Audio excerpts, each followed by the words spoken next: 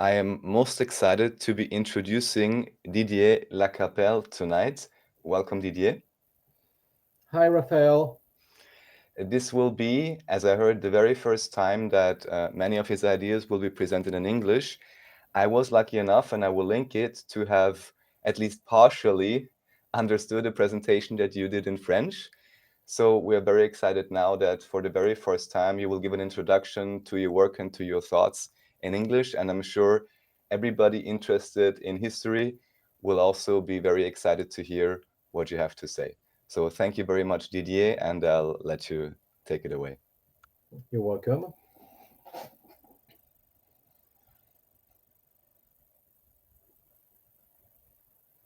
Well, uh, first, I'd like to display an overview of the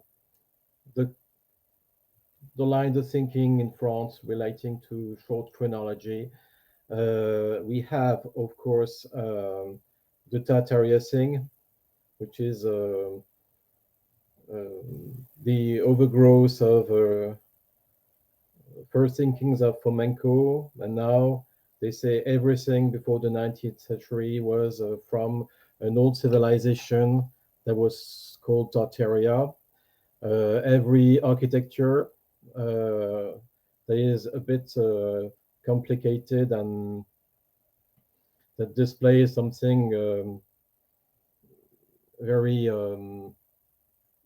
special and Baroque. This is Baroque architecture overall, and this is 19th century architecture. And they say it's Tartarian, but no, this is only a 19th century European architecture. Some say that it was architecture before a flood, but if you look at Charles Dickens, that talked about a deep um, level of mud in the streets of England. He did not say that there was an old civilization that was called Tartaria before, and then after a flood happened a new civilization that was called England. He only said that there was mud in the streets. As I think it's not a game changer as some think. They say that churches and these buildings are electric factories because they have something like a spire on the domes and things like that. But no, this is only architecture, and they are not electric factories. And this is often related to the flat Earth thing, but all this thing is not from Fomenko at all. Fomenko wrote the Tartaria subject, but every statement that's related to Tartaria is not from Fomenko. We've got a short school that follow the lines of the German, like Heribert Hillig, with his colleagues Gunnar Heinsohn and Emmett Sweeney in England.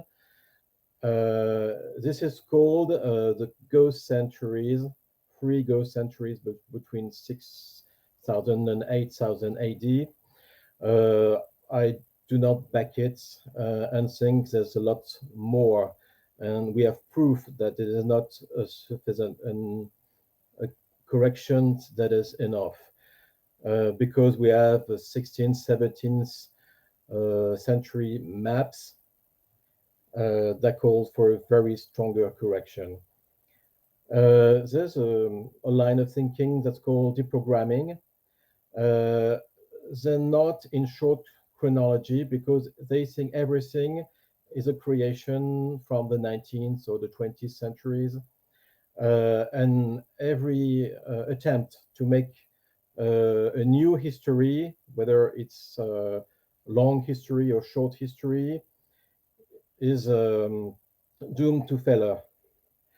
They think the pyramids were made by Napoleon's army from 1799 onwards. It is taken from a Russian researcher, that's Igor Davydenko, that was backed by a fellow chessman there was a world champion, Gary Kasparov, and they think in this school of deprogramming that every book, every map is faked from the 16th, 17th, 18th century. Every of these books, every of these map are faked. This is not my opinion. And sometimes this is the thing that David Ewing, my fellow researcher, that you sometimes, many times you receive them. He says sometimes that every book from this time, every map was a forgery. This is not my opinion, because I think that if we don't have these books, we don't have these maps, sometimes we have nothing left. And these precise books, these precise maps are the very elements that can bring us to the conclusion that history is in fact recent and the chronology should be shortened. Though in the school they have good points, like the fact that some archaeological sites are mining sites. This is something David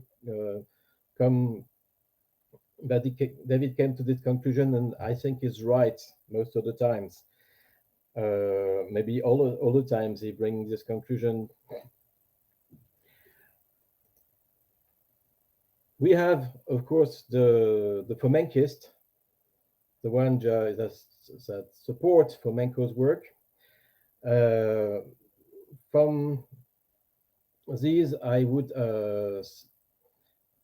cite Chronology 2.0 that published articles in Top Secret magazine, 4 or 5 long videos since 2021, and they have come to the conclusion that there are new shifts that can be called the Roman shift, 1554 years,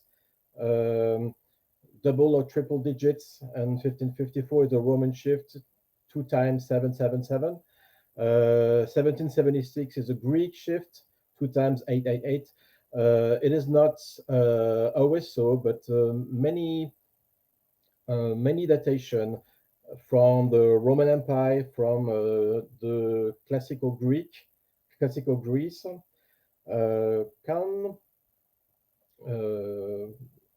be proven to have a double in modern history. Most of the time, 1554, 1776 work. This is not the only shift. There's a shift 1482 that sometimes work, based on the fact that 1482 is the start of a new world, when Christopher Columbus found America. But 1492 is often a shift that can be displayed to work on many ancient dates. And I found more examples where these 1554, 1776, and 1492 work, and that have not been found by Chronology 2.0. That I think it's a very fruitful work, and I hope these articles, these videos will be soon and one time translated into other languages. Are these the videos about the so-called recentisme? Yes, recentisme is a French word that we use to identify the Fomenkists and the supporters of new chronology. This is a word many of them do not admit. The deprogrammers do not admit that they are recentist. I like it because it's very easy to know what it means. Once you say I'm a recentist, and so everyone knows who you are and what are your claims. I claim myself to be a recentist. So I have a Facebook community that I call the Recentisme en Français.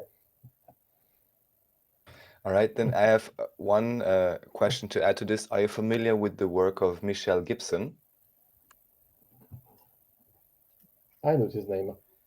Michelle Gibson. So, because she also points out, I believe in this case, I hope I'm getting this right now, with the Alhambra decree of 1592, and then with the official date of establishment of the first Freemasonic Lodge. And the third date would be, I believe, the end of the Second World War.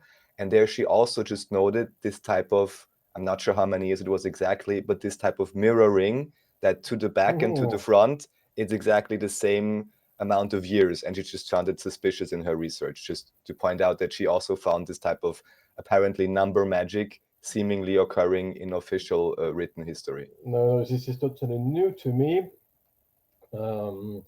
The 1554 shift, I think, was brought to our mind a parallel between 0 and the year 325.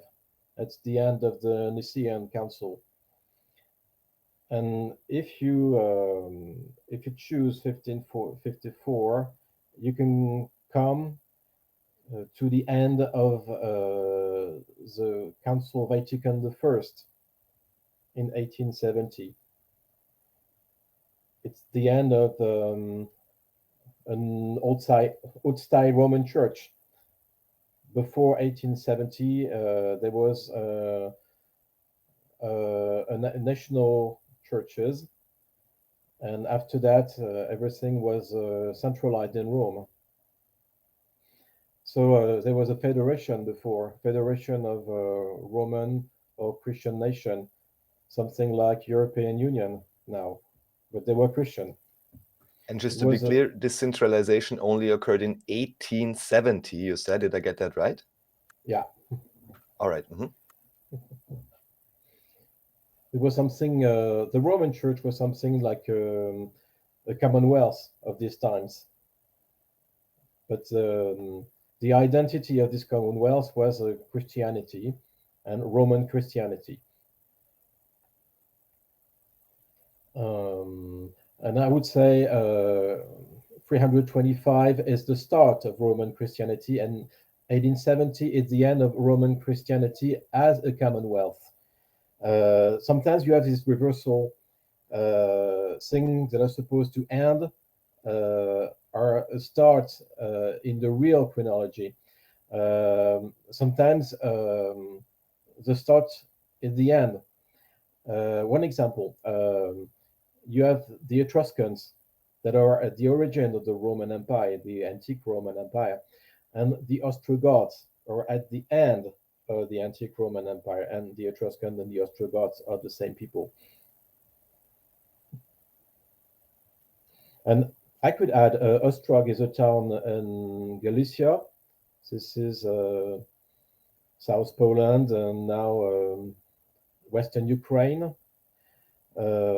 Ostrogoths are certainly Ukrainians. And we can say that these old Slavic flamenco brought to our knowledge were certainly not Muscovites, but Ukrainians. The first Russians were from Ukraine, and these Ostrogoths were Slavic people from Ukraine, north of the Black Sea.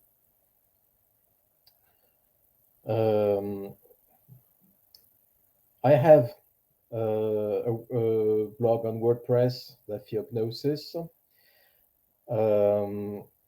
Everything that's written on this blog is not something that I back now, because I read books and I make a comment then and test the internal coherence and make personal statements that could come to further conclusions, go a little bit further with the same data. But this is really limited to the books I advertise and I comment, and old research on this blog are still there. But I mean, new discoveries after that, and things that are online are not necessarily things that I back now. Take it with a little bit of salt. 83 Gene is my personal YouTube channel. I have less than 10 videos. I do not make much videos. Maybe this one will go on my list after that. I'm not fond of videos. I do sometimes. I do some. In April 23, I published a book, more than 1,000 pages, in French, in 2 volumes, 1 and 2, that I call Chronology of Religions, en français, Chronologie des religions. I think that I say that the old maps prove the forgery more than they are forged, and I will display in the next comments. Compared to the Russian new chronology, the methods in statistics by Fomenko are not challenged because he's a great mathematician. His level is not compared to mine. Though he has some conclusion relative to the reconstruction of history. He had a short story in 2012 called How It Was. I challenge it because we have in the West some sources he did not study. There are many of them, and they are more numerous than in Russia.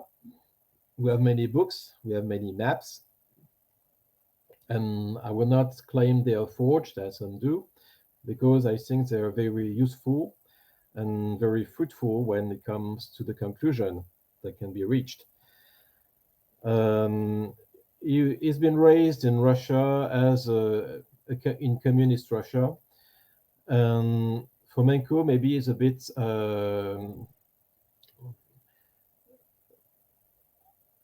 was a bit deformed in thinking. Religion is a byproduct of politics. This is not my opinion. Religion is very important, and religion is the thing that is at the root of history.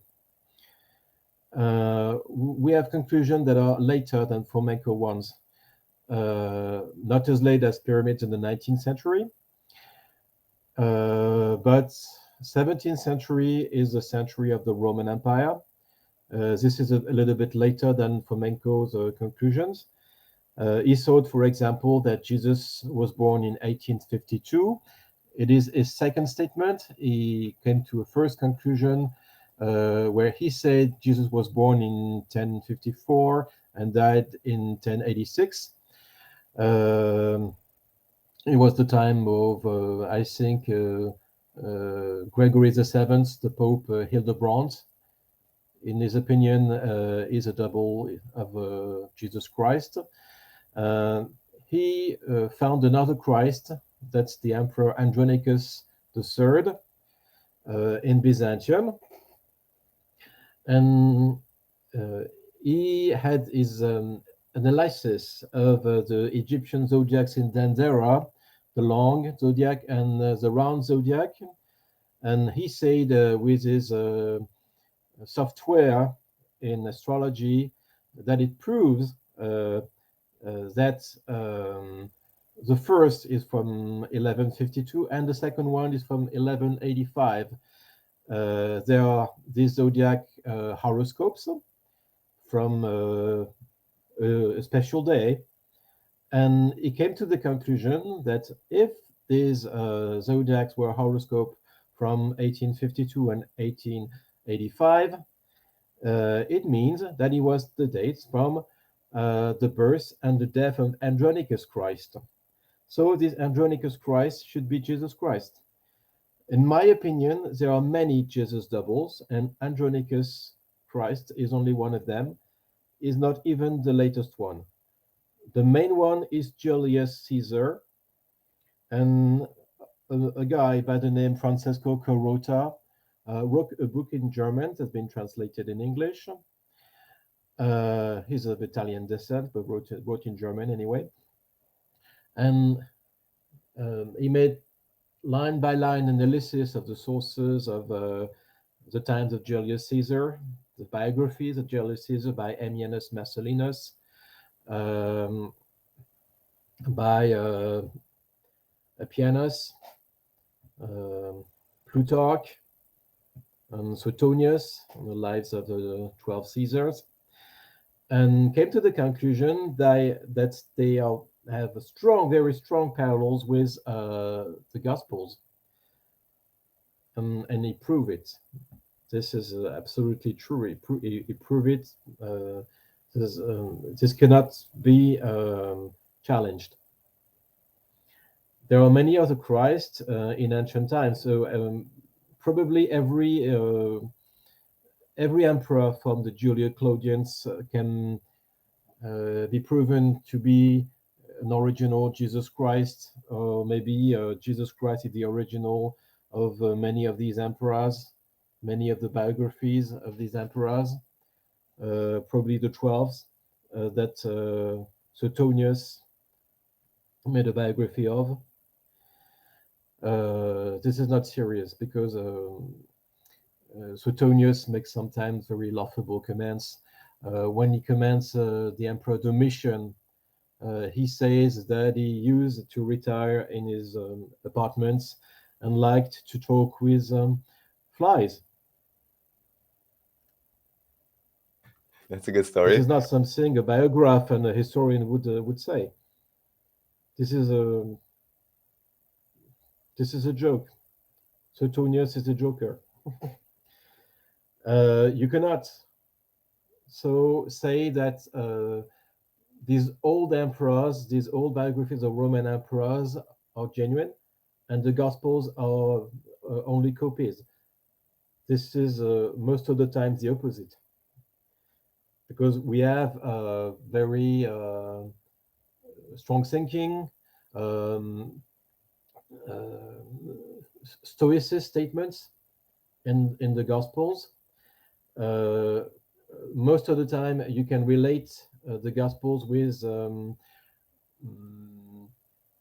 constellations in the sky, in the night sky. We have something like a theater that's uses the constellation in order to make a short scene. This is a stellar scene, stellar theater. They're very well written, these Gospels. You do not have these constellations. You do not have the skilled composition of the Gospels in the writings of Suetonius or Plutarch.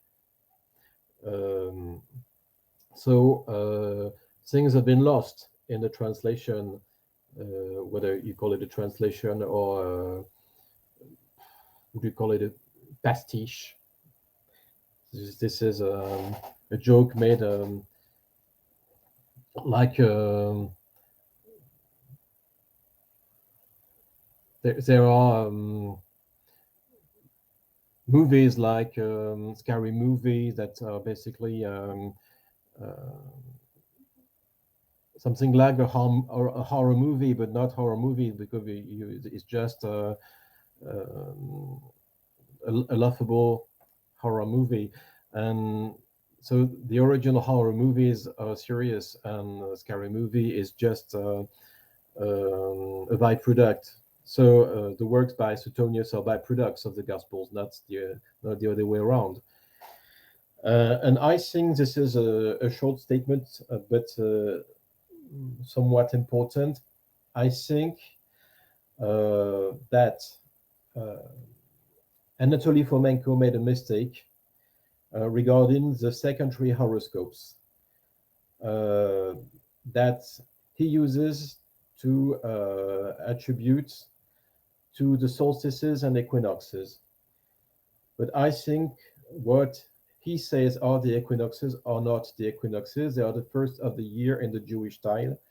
1st of September, 1st of Mars.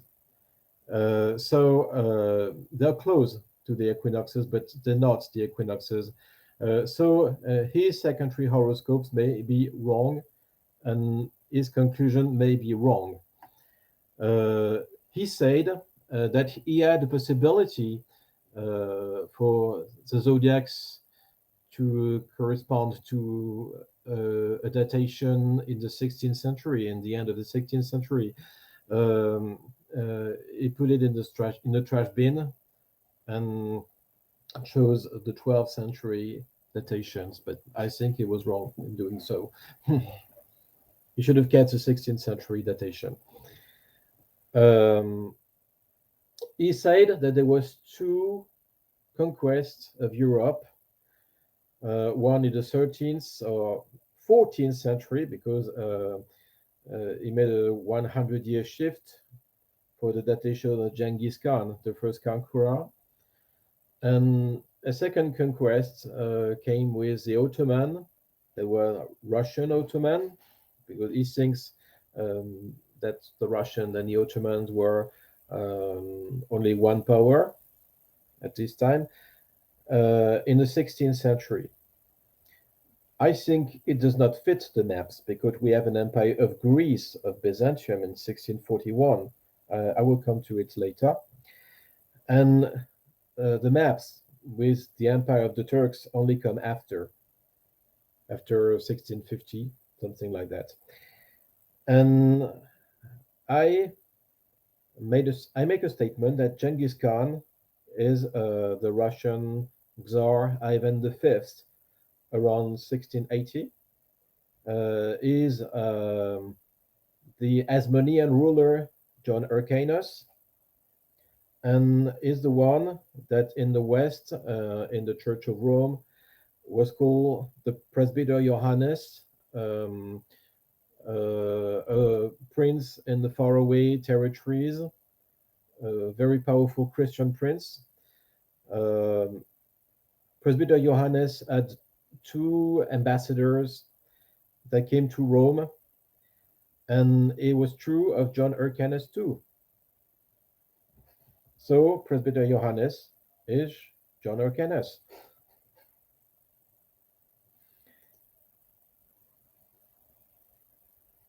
Proof. Oronce Finet, 1553. Nova totius Galliae descriptio. So it's a new map in 1553. It does not display the antique times of Gallia. 1553 is a time where we have the antique Galliae. And when we zoom, did I put it there? Yeah, you have Gallia Celtica, which is sometimes called Gallia Lugdunensis from Lyon. Is the capital of Celtica.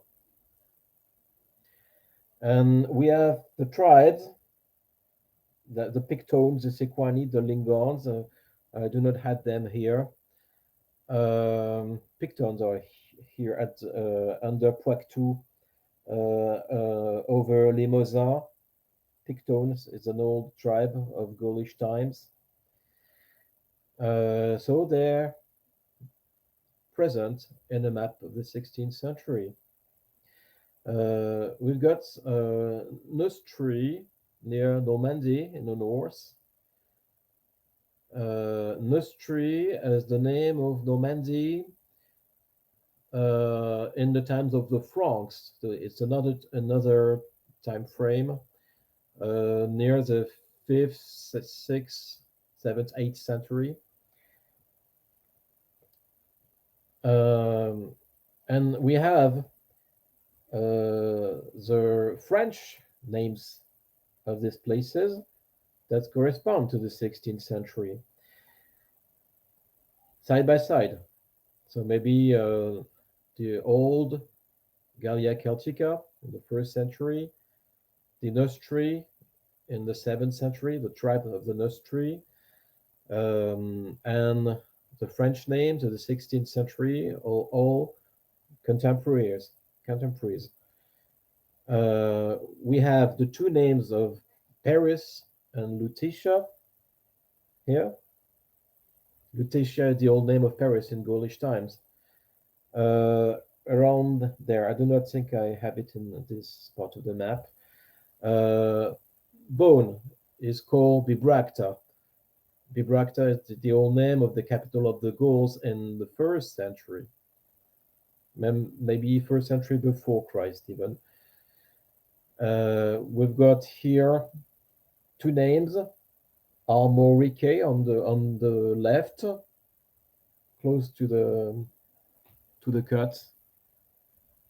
Armorique is the old Latin word for Bretagne, Brittany. But Brittany is there too. You have the two names.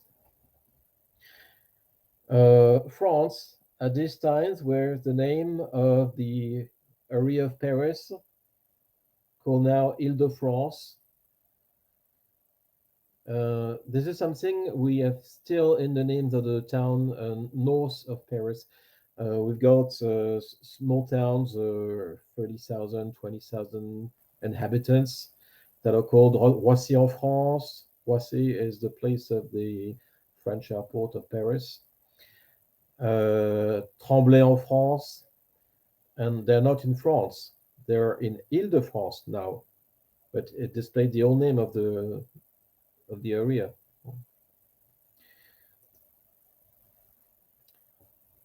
(1582) Cornelius de Jode is a map maker from Antwerpen in the Netherlands. Is the first to have made a map displaying the name of France for the whole of the territory. Gallia seu Francia Occidentalis, ut olim, in Belgica Celticam, Narbonensem, Lugdunensem, et Aquitanicam divisa. So Gaul, Gallia is Francia Occidentalis, is France, Western France. Eastern France on this map is displayed too, and is Western Germany, the Rhine settlements, the Rhine area.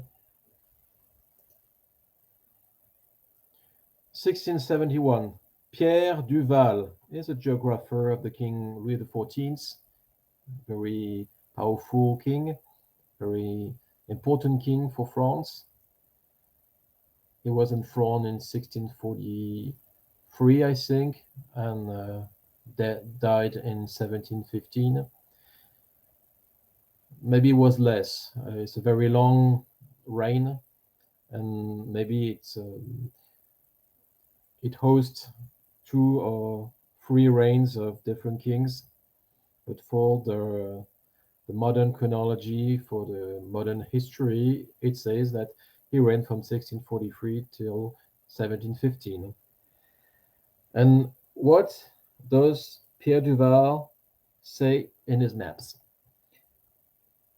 The name of the map is Le Royaume de la France Occidentale, dit autrement Neustrie. So we still have Neustrie. Neustrie was a tribe from Normandy in the map of Oronce-Fine.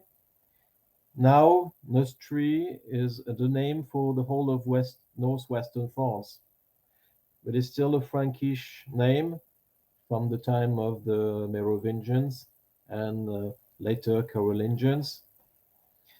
Though Francia Occidentalis, that here is supposed to be identical to Neustrie, is another territory, is the name that is given to Western France after the death of Charlemagne.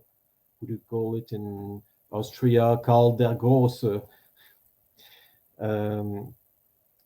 So it's not the same times, but on this map it is the same thing. So just to be clear, what it said there in French means that Neustria was the same name as France. or had the same name? As Otherwise called as? Western France. It is not really Western France, the northwestern France, but the translation means Western. And here we have, from 1704, a map by the same Pierre Duval, geographer of the King Louis XIV. The name of the map is Le Royaume de la France Orientale, dit autrement Austrasie. Austrasia is a name from the Frankish times of Clovis, the founder of France, around 500 AD. Still in use in the later centuries. So Francia Orientalis is a name of the divisions of France after the death of Charlemagne and the division of the kingdom in three parts. So it shouldn't be the same thing. It shouldn't be the same times, though the map in the 18th century said it was the same thing. Same Pierre Duval, 1674.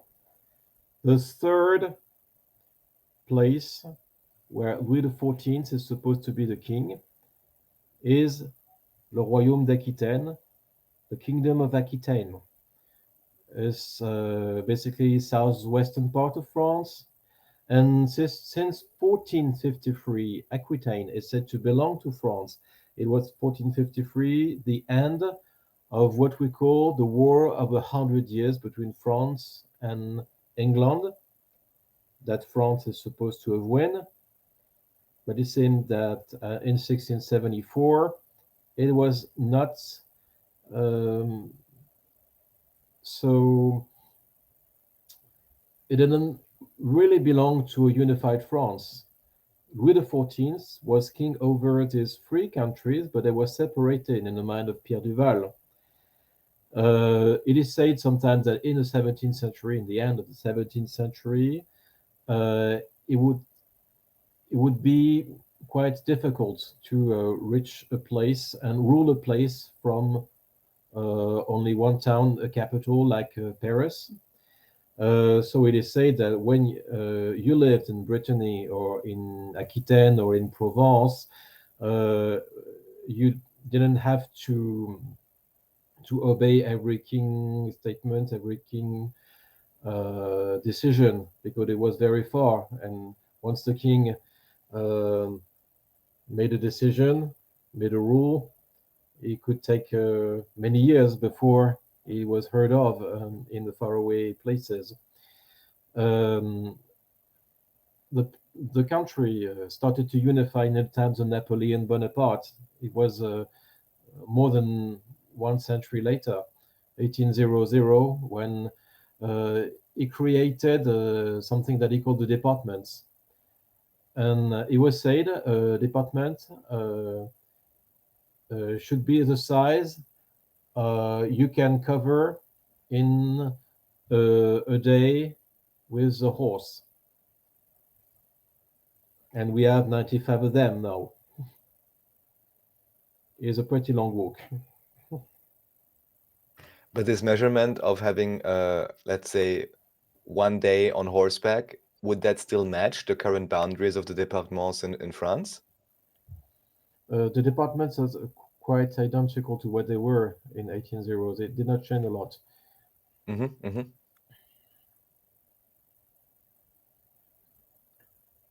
Gerhard Mercator, 1630. Lotharingia Ducatus. Lotharingia is basically an area that we call Lorraine now. It's in the something like Austrasia. It's in the north eastern part of France. In the old maps supposed to display the times of Charlemagne, it is supposed to be a place where a guy named Lothair or Luther ruled. He was something like a grandson, a great grandson of Charlemagne. I don't know if this Lothair existed, because we call the place Lorraine. Is Lorraine from the name of Luther? I don't think so. This is not proven in any way. And the place was Lothair ruled was somewhat really bigger than the Duchy of Lorraine. It started from the Baltic Sea, and you could come to north of Italy, and you were still in Lotharingia in these false maps. Here we have a map by Ptolemy, the ancient Ptolemy, who lived in the 2nd century AD. And this is a map of Spain, not very well represented. It was the start of beginning of the maps. We have former maps, but they're really not. Former maps are not really something that can be called maps, because it's something like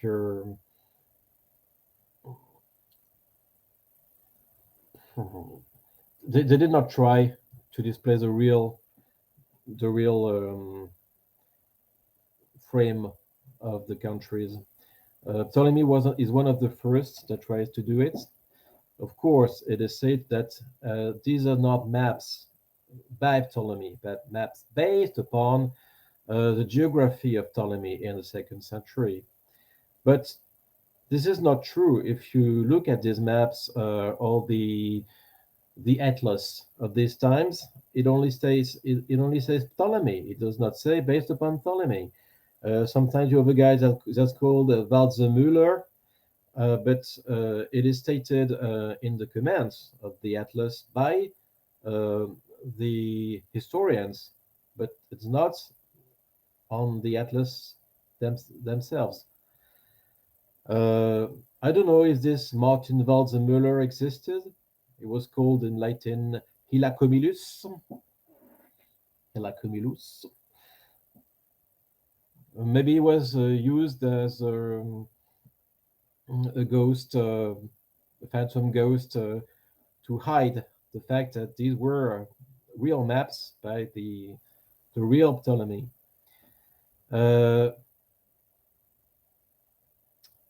Something is bizarre regarding to the names displayed on this map. Hispania is only in the north of the country. On the west, near Galicia, and the east, near Catalonia, but the southern part of the country have other names displayed on it. Tarraconensis is Castilla-La Mancha,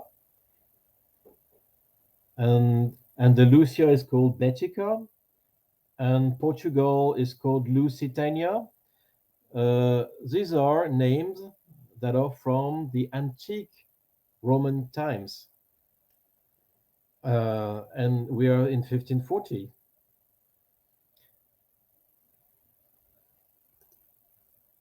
Here we have the Catalonia place in this map. You have a tribe that's called the tribe of the Castellani. That should be the people in Castilla-La Mancha. But here it shows they are the inhabitants of Catalonia. So remember, Castilla-La Mancha was Tarraconensis. It seems that they inverted the place of Aragon and Castilla. You have on these maps a town near the south on the Catalonia coast that goes Carthago Vetus. In these old maps, you have 3 Carthago, Carthago Vetus, Carthago Nova, that is Cartagena in the south of Spain, south of Valencia, and a third Carthago, that's Carthago Magna in Tunisia. This is the Carthago we remember about. But it seems that the Hannibal that crossed the Pyrenees was from this Carthago Vetus, because the family Barca, that is the family of Hannibal and Amilcar, gave the name to the town of Barcelona. This is a statement you see sometimes in the history of Barcelona. And it is said that Hannibal with his elephants, don't know if he had elephants, but it's said so, crossed the Pyrenees. But it's not said that Hannibal crossed the Mediterranean Sea. So certainly he came from Carthago Vetus, from Spain, not from Tunisia. The real Claudio Ptolemy, 1492-1556. He is a Renaissance scholar, born in Asciano, in Tuscany. It is Asciano, the same as the town of Sienne in Tuscany, or Sienne in Egypt. There's now S1. There's a possibility, very probable. And this guy, Claudio Ptolemy, was learned in every domain. He was a skilled in grammar, skilled in history, skilled in mathematics, but he was not skilled in astronomy and geography, the very precise domains the ancient Ptolemy was supposed to master. They shared the competencies, they shared the skills between the two. And the portrait on the left is supposed to be the portrait of the ancient Ptolemy of Alexandria, but in Renaissance clothes. No, certainly it was Claudio Ptolemy in Renaissance clothes because it was from these times. One thing very bizarre that this Claudio Ptolemy claimed to be from the line of the Egyptian Ptolemaic kings in the 4th and 3rd and 2nd century before Christ, though the ancient Claudius Ptolemy, the astronomer, is from the 2nd century AD, so 4 centuries after the Macedonian kings were expelled from Egypt by the Romans. This is all fake. This is all forgery. This is same times, and probably this Claudio Ptolemy from the 16th century was really of the family of the Egyptian Ptolemaic kings. I don't know yet by which line of descent, in what way was related, maybe a cousin, maybe a son, but we'll continue to work on this and maybe we'll find. The first editions that are still there, we can consult them, of the old Ptolemy happened around 1515. We displayed a map of 1540. It is said that the first to be published were around 1515. It is said that there are former editions of one of his publications, that is the Almagest in astronomy, but we do not have them anymore. What we have are the copies or translation from the 16th centuries and after. And is the first of many and numerous antique people that have solid alter egos at the Renaissance. And I could make a whole presentation of many characters of the Renaissance times that are clear doubles of antique people. I think that'd be a very, very interesting exercise. Maybe we get around to that sometime. Hope so. And the H is not at the right place. Gerard Mercator, Europe 2, because he made a whole atlas of Europe at this time. It is not really better than Ptolemy maps. Here we have Spain, and it's supposed to have been published in the beginning of the 16th century. There are two Gerard Mercator and one Romuald Mercator that's supposed to be the son of the second Gerard Mercator. So these maps are supposed to be from the beginning of the 16th century, so the same times of the maps of Ptolemy, uh, same same character, same skill, same level of precision. We have a big town here that's called Clunia Colonia in the center of the map in Tarraconensis. That's really now Castilla-La Mancha. We are shown antique ruins of the Roman times that are supposed to be the ruins of Clunia Colonia. But the name of this place is quite curious because Cluny is the name of the French siege of the Benedictine order in the 12th and 13th century. So Clunia Colonia should be a colony of the Benedictines of France. And what we can see is that Clunia Colonia is at the place of the modern town of Valladolid. And Valladolid is a siege of the Spanish Benedictine order. So Clunia Colonia is Valladolid. We've got a short town a bit at the south of Clunia Colonia that is called Mantua. Uh, it's the first name of the now capital of Spain, that is Madrid.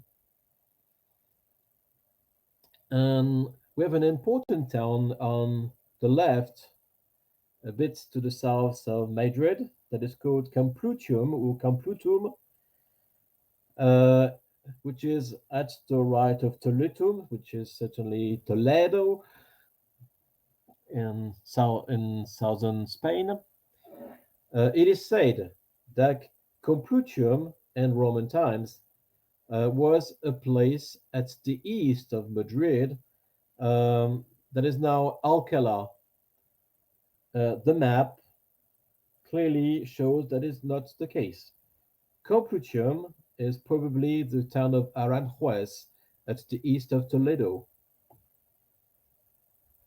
Complutium is an important town because it's the place where the first publication of the whole of the Bible has been made. The first complete Bible ever made, which is a polyglot Bible, Greek, Aramean, Hebrew, was made in 1517 in the town of Said Alcala, I think it's Aranjuez, and it's called the Bible of Alcala. And it's called in Latin the Complutense. Proof. Pedro Teixeira, 1656. The title of the maps on there's a line totally at the height of the map that says Mantua Capitonarum sive matritum urb regia, which means Mantua of the Capitani or Madrid.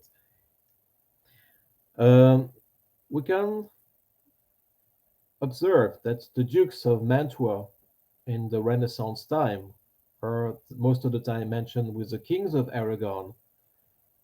So the dukes Gonzaga of Mantua are not Italian, of the Italian town that's called Mantua today, but Spanish. The third Carthago, this is part of the map by Peter Appianus, Appian, Peter von Benewitz, the German guy, in 1535. And one interesting thing is that the old Latin author Appianus is the main author on the history of the old Carthago. Here, we can see that Carthago Magna is the modern town of Tunis. So the fall of Carthago by the Romans in the second or third century, don't remember exactly, is the fall of Tunis by the armies of Charles V, precisely in 1535, where Charles V conquered Tunis. In my opinion, Charles V, the emperor, was not emperor in 1535. We'll go back to it a little bit later. So it should be 1635 or 1636, 1 century later. And just one thing from a, very superficial understanding, or anyone who just wants to look it up, am I getting that correctly? Because I just looked it up, that literally this Peter Appian, because both exist, Appianos and Peter Appian. So again, it seems to be one of those reflections or yeah, it's copies. one of those. All right. Clearly. Just to clearly point that out, because I was like, because everyone can look this up on Wikipedia. It's, I guess, very obvious. Yeah. Okay, thank you. The modern ruins of Carthago, that's a little aside of modern Tunis. You got some broken columns, very small area, maybe 2 or 3 houses, not more. And they've been found by a poet, a French poet or novelist, was called René de Chateaubriand in 1806. And the later archaeology was made by, you guess who? The Jesuits. Gerhard Mercator, 1584. Is this the same Gerhard Mercator? Still Carthago Magna, like the ancient Carthago, not Tunis. But we have a town a little bit at the south of Carthago Magna that is called Tunisa, with an S that looks like the German S. Don't know what's the word is used in German for this symbol. If I can, because I see it on the right-hand side. I'm not sure if I see it on the map. Okay. Do you have Tunisia, right? It's Tunisia, a bit like it's like an F actually, but then again, it's the whole question with the F and the S and how this was also recently changed again, the pronunciation. Or maybe you would mean a sharp S, which is this like looks like a B, but here it's more like this FS. I think it's an S. And now, at this place, you can find an old Roman town in ruins that is called not Tunisia, but Utina, where you have a beautiful ancient mosaics. An archaeological site, one of the main archaeological sites of Tunisia. Tuscia Etruria, 16th century. So basically same thing. Here you have an old place. The Etruscans are supposed to have come from the east in the vicinity of Rome. Here it's a little bit more because they're all around Tuscany, in northern Tuscany and southern Tuscany. Basically, it's the same word as Tuscia or Tuscany, so you can use both names. There's not an old Etruria from the 8th century before Christ, before the foundation of Rome in 753 before Christ, and a modern or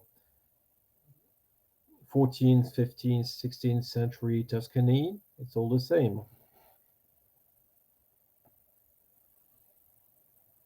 And at the north,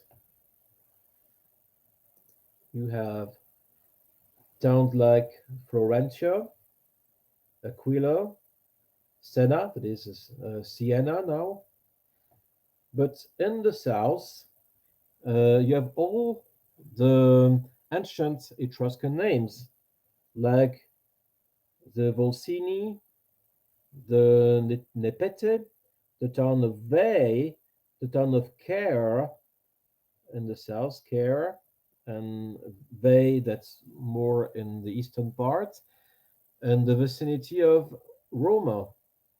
So the north has been of Etruria or Tuscany has been used to for the history of the Renaissance, and the south has been used for the old story of ancient Etruscan. In the vicinity, you have the Umbri, the Latini, the Sabini, that are all ancient tribes from the ancient times before the foundation of Rome. It is said that the medieval Florence was the main city before uh, the rise of Rome. Uh, it seems Fomenko said it that Florence claimed to have been the main city in the first part of the Renaissance. You should notice that borders change place multiple times because the modern Etruria is only the place at the south, and the modern Tuscany is only at the north. But there was a time when it was not so. In 1812, you have the Geographic Theatre of the Wars in Europe. This is the French map. Etrurie or Etruria is in the north. It's the place of modern Tuscany. And the vicinity of Rome is called Campagna di Rome, Campania. Mother Campania is the area of Naples, Napoli. And now, what was then the Campagna of Rome is now called Old Etruria or Latium, which is curious because the Latini didn't live there. The Latini were, oh no, a bit. The Lati is the place at the south or the east of Rome, while the western part was still Etruria. But here, all no, and on the map, so campaign is more at the east, but it could be the whole of the state of the church. So remember that they changed the place, so it's not so easy to clearly see what's the name of a place at the time. Here, 17th century map. This is Orbis Romanus seu Divisio Romani Imperii. It's the Roman Empire, the old Roman Empire, but it's a Roman Catholic empire because um, it is separated in different dioceses. And the dioceses are not the small dioceses of today, they are whole countries. A diocese would be Diocesi Italiae, Diocesi Illyriki, which is Croatia, Diocesi Africae, which is Tunisia or Northern Africa. Africa was Tunisia at the time. Dioceses Hispaniarum, so it is whole countries. Here you have a separation between the Western Empire and the Eastern Empire. These dioceses are names that are clearly used by the Roman Catholic Church now, but the name was created by Diocletian, who was a pagan emperor. Why? Very curious. And we've got ancient names on this map. Hercules Strait, which is the Detroit of Gibraltar. Morocco was called Mauritania Caesariensis. Algeria was Mauritania Citipensis, not modern Mauritania. Sometimes Mauritania city pencils is called Tingitanus. Numidia, which is it's today would be the Kabylia, the Berber, the Berbers of Algeria were called Numids at this time, but Barbaria is basically all of North Africa. It's a name given to people west of Algeria today, but Barbaria was the whole of North Africa at this time. And still the town of Carthago Magna. Pierre Duval, our old friend, 1672. It is not called the Holy Roman Empire, it's called the Empire of Germany. In my opinion, we see Magna Germania before 1648. And after 1648, which was the end of the 30-year war, suddenly you see Empire of Germany on the maps.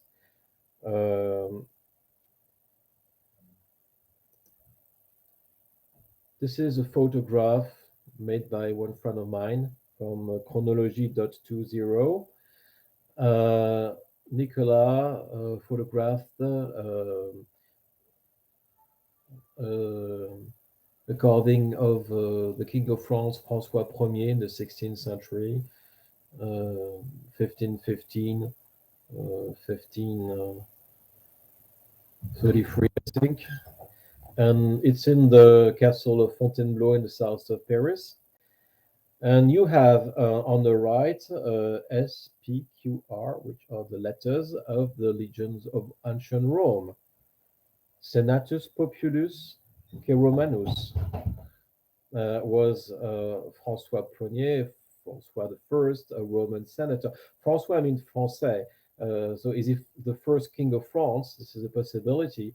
And the first king of France would be possibly Charles V, the emperor. He lived allegedly at the same times. Here we have a map in Latin, which displays the areas of Biscay and Guipuzcoa, which are Basque country in Spain. And this is called legiones, which gave in French and other languages the word région, which means simply a country or part of a country.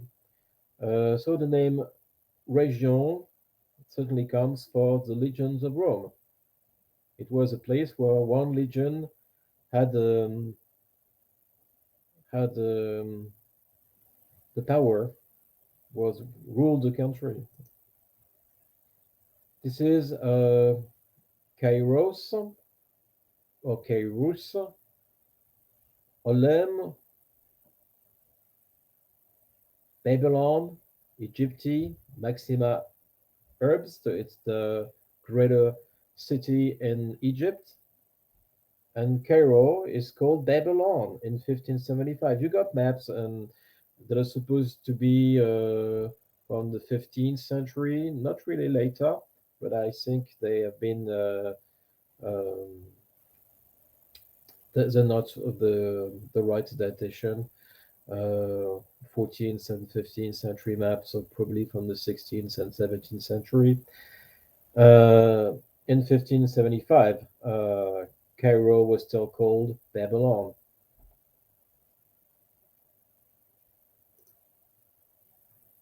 Here, this is a lithograph in the British Museum, allegedly from 1608, where we can see a pyramid, one of the greatest pyramids in Gizeh, I think, under construction. It's not over, it's not finished yet. And the first accurate drawing of the Great Pyramid is the John Greaves one from 1640. I've not put it in the PowerPoints. I could have done. Here is the Cathedral of Rodez, a town in southern France. May the works of the unsung pyramid of the Egyptians stay away. May the miracles of the world perpetuate. This is in Latin, the original, but I translated it for you. So, in the times the cathedral was built, so a little bit later, it was important to separate and distinguish the Christian churches from the cult of the Egyptians. I shall say that Giordano Bruno in 1600 died, executed at the stake by the Pope Clement VIII, and he was very rude against the heresy of the Egyptians in 1600. One book in French, Voyage du Sieur Paul Lucas dans le Levant. A guy called Paul Lucas traveled in the East in 1699 to 1703, and he said the pyramids had the limestone on them with Arabic writings. Don't know what were these Arabic writings. Maybe these were hieroglyphs, so don't know what these writings were. But I think it was Kufic. Everybody knows what was Arabic writings at this time. And I would just like to reference that the channel or Luke from Ancient Historia has pointed out that there seemed to be documentation of actually, let's say, ancient pyramids in Sudan, I believe. So just because, of course, there is this whole question about the validity. Yes. Yes. On the background, probably these are Sudan pyramids. Right, exactly. Oh, thank you. Thank you for pointing it out. Only now I see, because they're much more pointed, and that's what I remember from the pictures. So they have they're more steep. They're much steeper. Thank you for pointing it out. Yeah. 1798, Jean-Étienne Montucla, History of Mathematics, he said the Great Pyramid had lost the limestone, but not the other pyramids. The Battle of Lepanto, 1571, was a battle between all of Europe against the Ottoman Empire that the Europeans won allegedly. But this Battle of Lepanto as a twin in 31 before Christ. That's the Battle of Actium between ancient Rome, led by Octavius, soon to become Emperor Augustus, and leader of the Egyptian troops. There was Mark Antony, who was with Cleopatra at this time. He was banned from Rome, but challenged Octavius to be the leader of Rome too. There are two people in the European side in the Battle of Lepanto, 1571. There are Octavio Farnese and Marc Antonio Colonna, that are supposed to be the leaders of the navy, the European navy. Lepanto and Actium are exactly at the same place. Different story, because Mark Antony has lost against Octavius, but Marc Antonio Colonna has won against the Ottomans. I think it was not the Ottomans, it was really the Egyptians. We have not any Ottomans yet in 1571, if the date is accurate. So it should be a battle between maybe Europe and, yes, Egypt. Here we have at the left side what we call in French the galeas, Venetian galeas. In English, it's called the galley, and it's the same word as the antique galley, and it displays the same general frame, very look alike, an antique galley and a 16th century galleass. It is said that in 1571 there were Spanish galleons, or galleons like in the Invincible Armada, that are supposed to have been vanquished in 1588, I think. But we do not see any galleons in the drawing from these times, only these antique galleys. Probably the Invincible Armada was not Spanish. Maybe they were Russian or Slavic, something like this. Did not make my mind entirely. But the real galleons come from later times. They're from the 18th century, end of the 17th, maybe, not before. French map, Jean Boisseau, 1641. Europe françoise, description générale des empires, royaumes et grandes seigneuries qui ont été possédées et régies en divers temps par la descendant de la royale et très illustre famille de France. It is French Europe, general description of empire's kingdom and duchies that have been owned and ruled in different times by the inheritor, the heirs of the ancient and illustrious family of France. And we should zoom to have more information. Here it is said, north of the Black Sea, which is in 1641 is called Pont-Euxin. It's the old name from Roman times of the Black Sea. It is said from the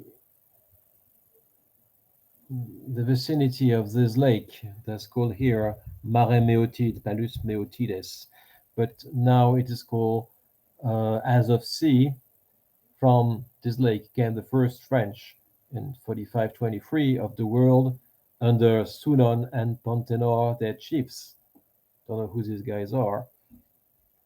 And interestingly, on the right of the Black Sea, we have towns that are called Tripoli, Beirut, that are now named given to places in Lebanon. This is another sea, the same names, and on other maps you can see a town that is called Athens. Not really Athens, not really far from these Beirut. Maybe the Greeks came from there. And on other maps, so some are quite modern, maybe the 18th century. On the north of the Black Sea, there are the Achaeans of Homer poems, the Iliad and the Odyssey. I think I found another map where these people are called gods. So it seems every ancient important people came from this place. And here we have some old empires ruled by the Franks, the Empire of Germany from the Maison de France, from the House of France, Charlemagne, and on the year 801, Louis the Good, Lothair, Louis II, Charles the Bold.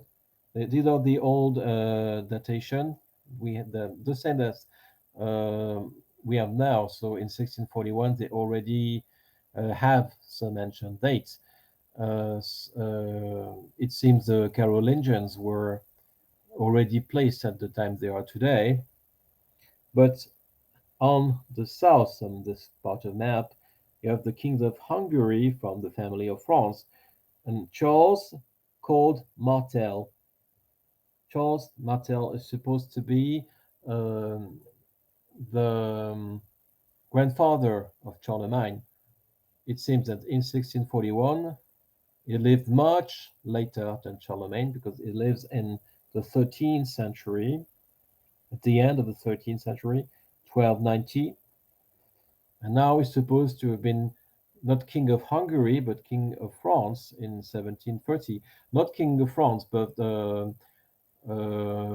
general of the mayor of the palace. So it was the name they were called at this time.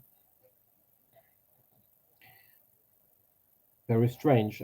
Charles Martel was an ancestor of Charles de Durazzo and Ladislas de Durazzo, which is at a good place because it is said today that Ladislas Durazzo ruled Hungary in the 15th century, in the beginning of the 15th century. And on this very same map, 1641, here we said it at the beginning. This is the Empire of Constantinople or Greece.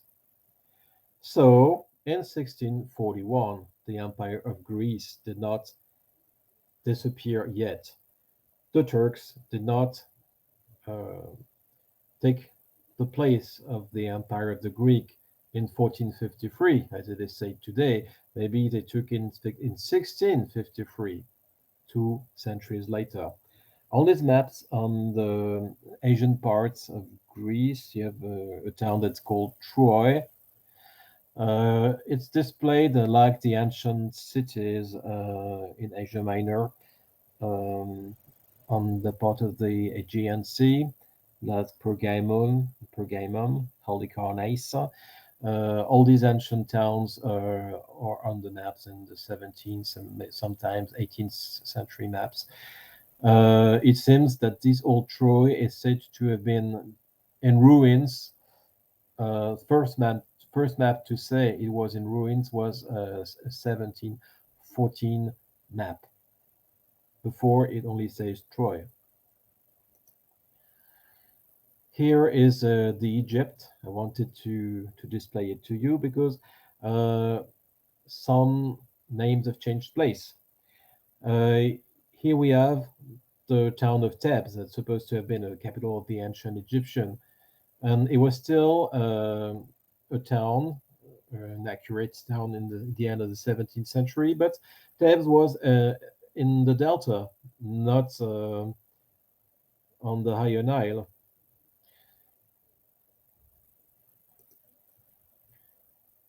So, what can we say about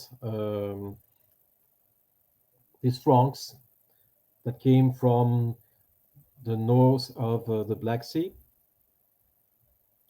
I think these Franks were Israel, as Fomenko has displayed, but not frankly from this place because he thought they came from Moscovia.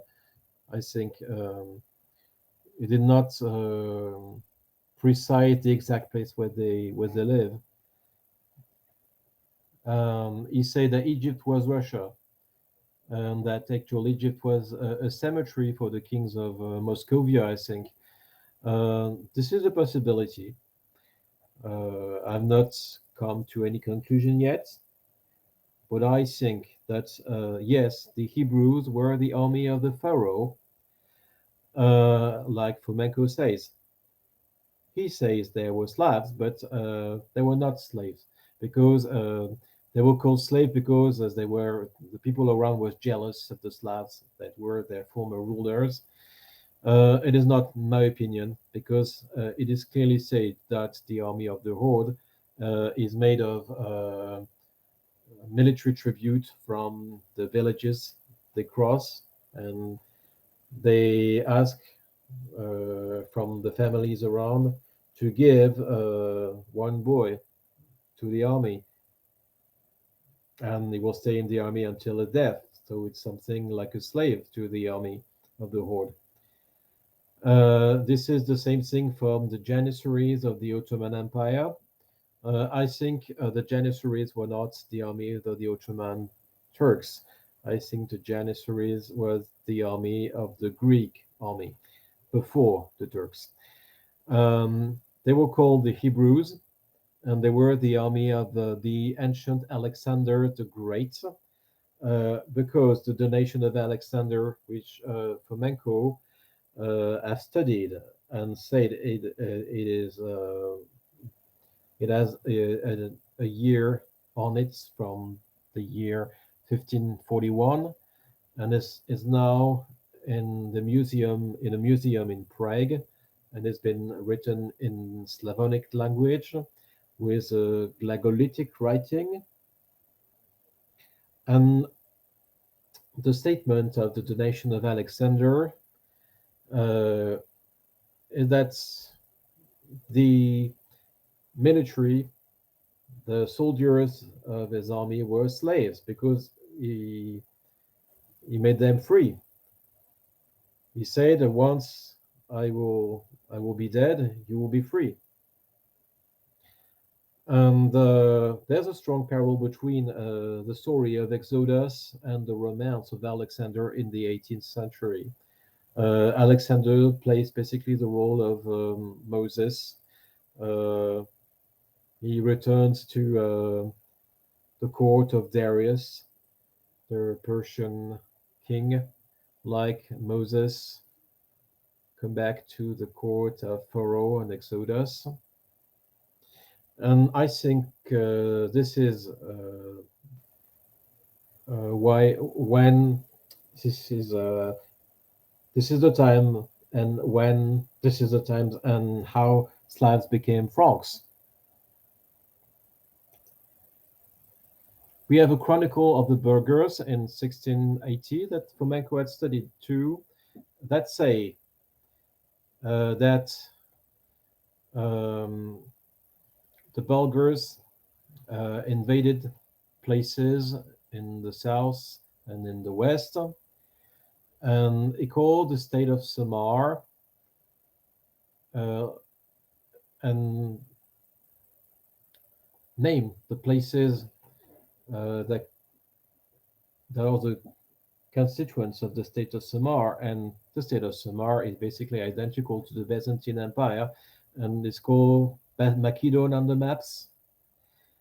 Samar is, of course, Samaria, so Samar will be Israel. It's the place of the Seleucid Greeks, the Seljuk Turks, which are now are not Turks because they're Greeks, and the Salic Franks.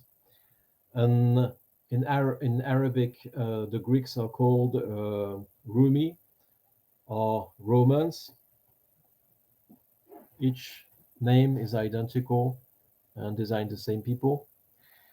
But at the origin, Israel was the Golden Horde in the north of the Black Sea. Sometimes the Golden Horde is depicted on the north of the Black Sea and not in faraway Great Tartaria. It's the Little Tartaria. In the Bible, they are called the Hebrews. The name Jews is never written in the Bible in Exodus. So this is not the same people. The Jews were not the Hebrews of Exodus. And Hebrews basically means Arabs. So these Greeks, Slavs, Franks were Arabs. And these Greeks spoke Arabic. We can say that the Sufis of the Renaissance in the Islamic world were the Greek philosophers of ancient times. The philosophy, the thinking is quite identical, like Platonic thinking, but it came before the Quran and before modern Islam. One thing we could add is that the Greek authors, the scientific ones, were available in Arabic language in Europe before the Greek edition was available in the 17th century.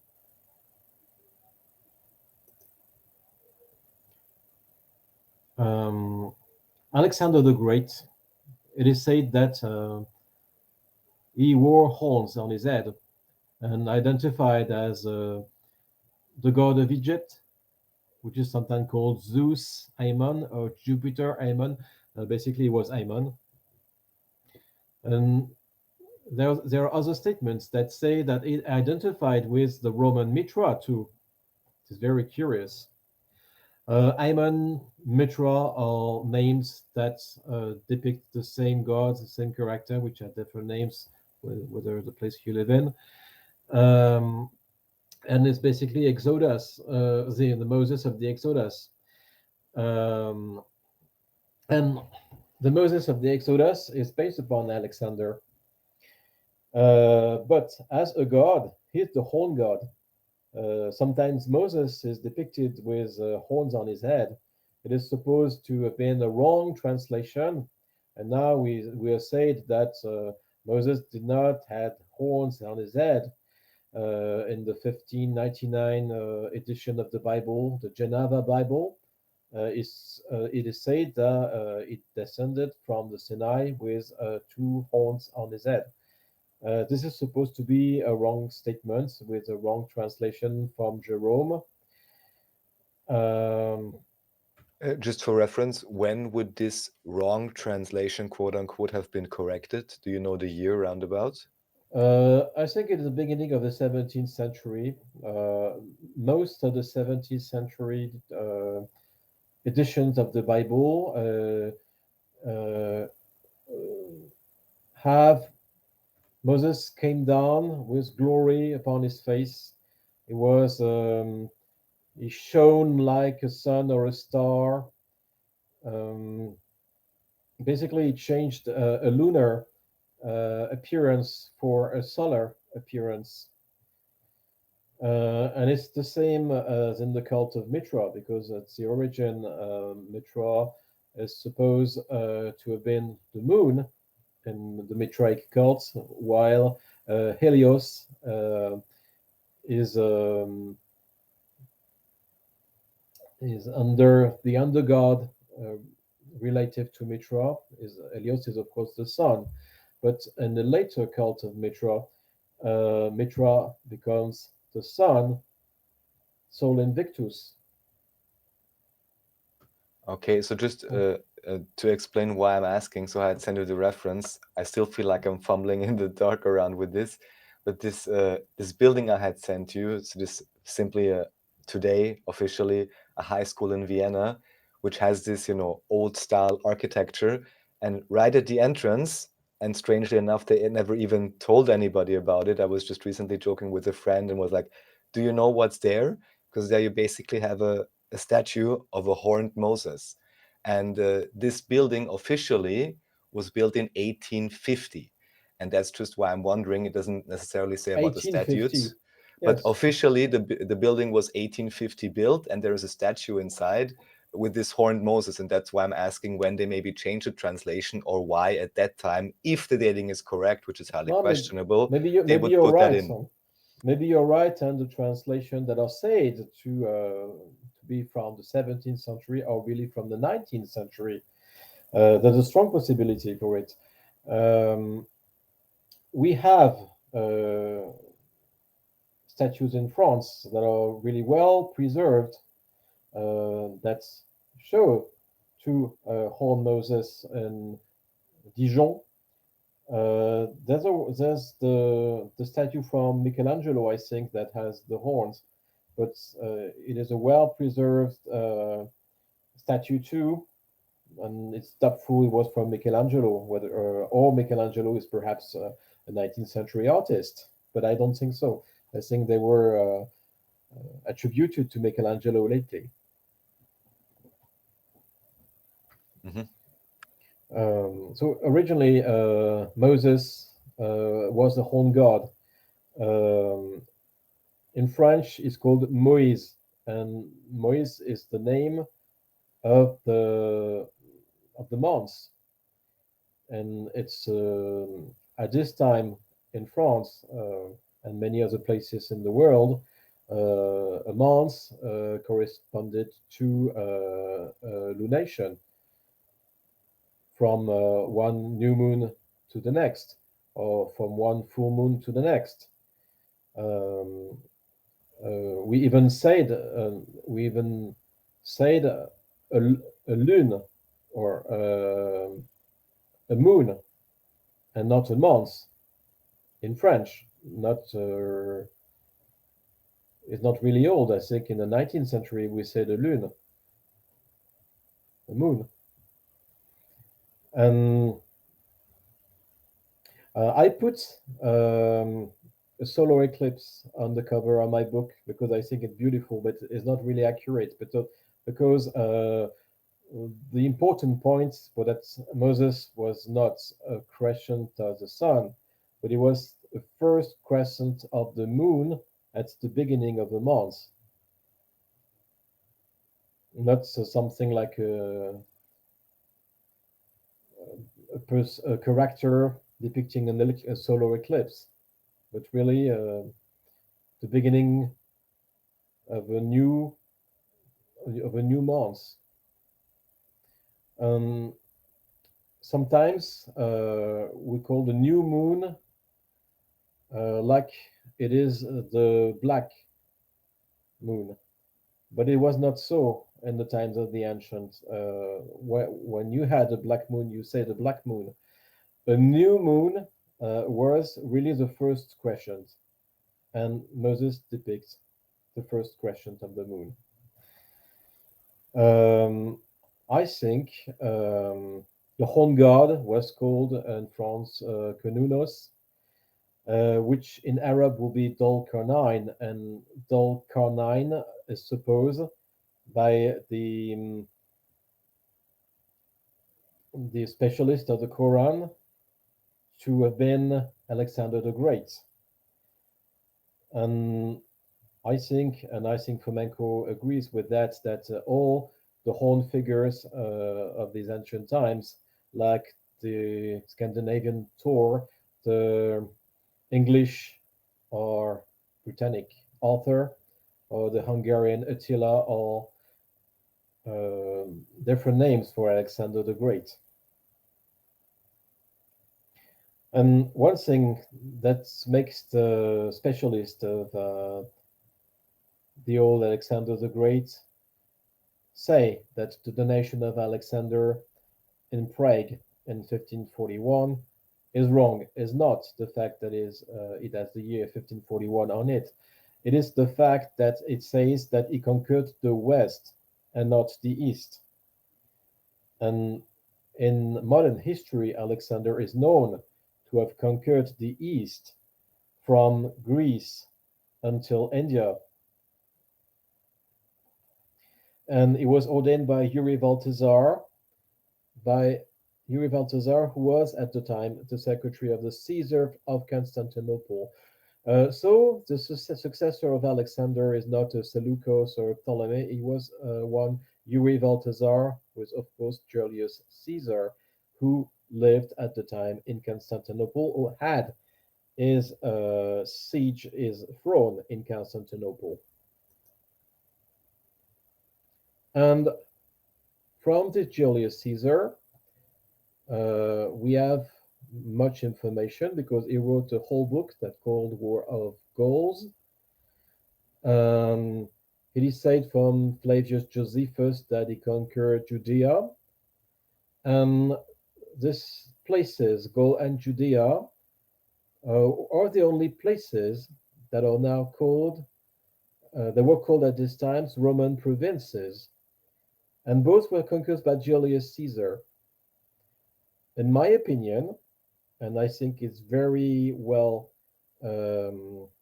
argumented, hope so, Gaul and Judah are the same place. Possibly, as it's called a Roman province, is only Gallia Narbonensis in the south of France, because the south of France is named Provence.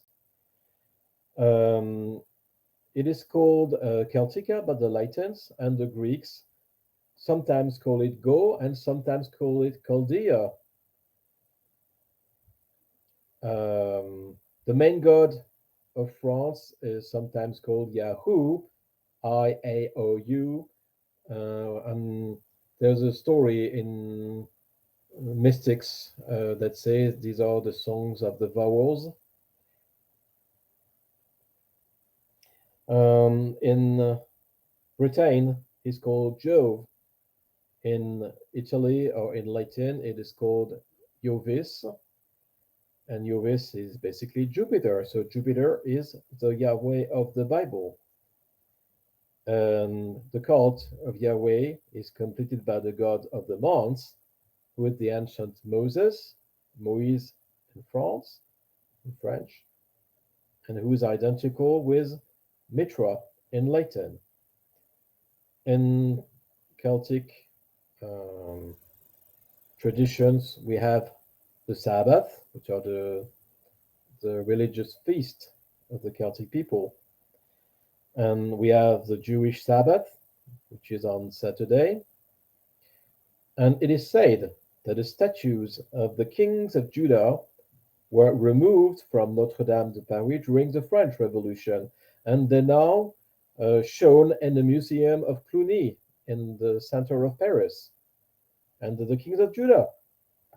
So why had we the kings of Judah and France of the main church of France? Very curious.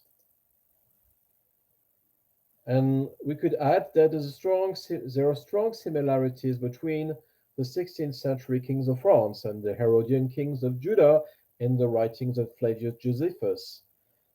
So Henry II, between 1547 to 1558, would be Herod the Great, who lived maybe a greater time than Henry II, but these datations are not very accurate, I think. This is a general frame, general times, but not the real years, I think. Charles the Ninth in 1560 to 1574 would be Archelaus, who is the direct successor of Herod the Great. And his opponent at this time was the Duke of Guise, who was the ruler of Paris, though he was not Duke of Paris, but from the eastern France. I think in the writings of Flavius Josephus, this Duke of Guise, or Guise, would be Hezekiah the rebel, and the rebel to Archelaus. Henry III would be Herod Antipas, the successor of Archelaus, or not really the successor, but an opponent, one that did not make it in the as king of Judah, though he wanted to be one of them. Henry IV is the late Herod and correspond to Herod Agrippa. It is said that in the Acts of the Apostles that this Agrippa executed James, the brother of the Lord. It's sometimes speculated that James could be a real brother of Jesus, that Jesus had brothers.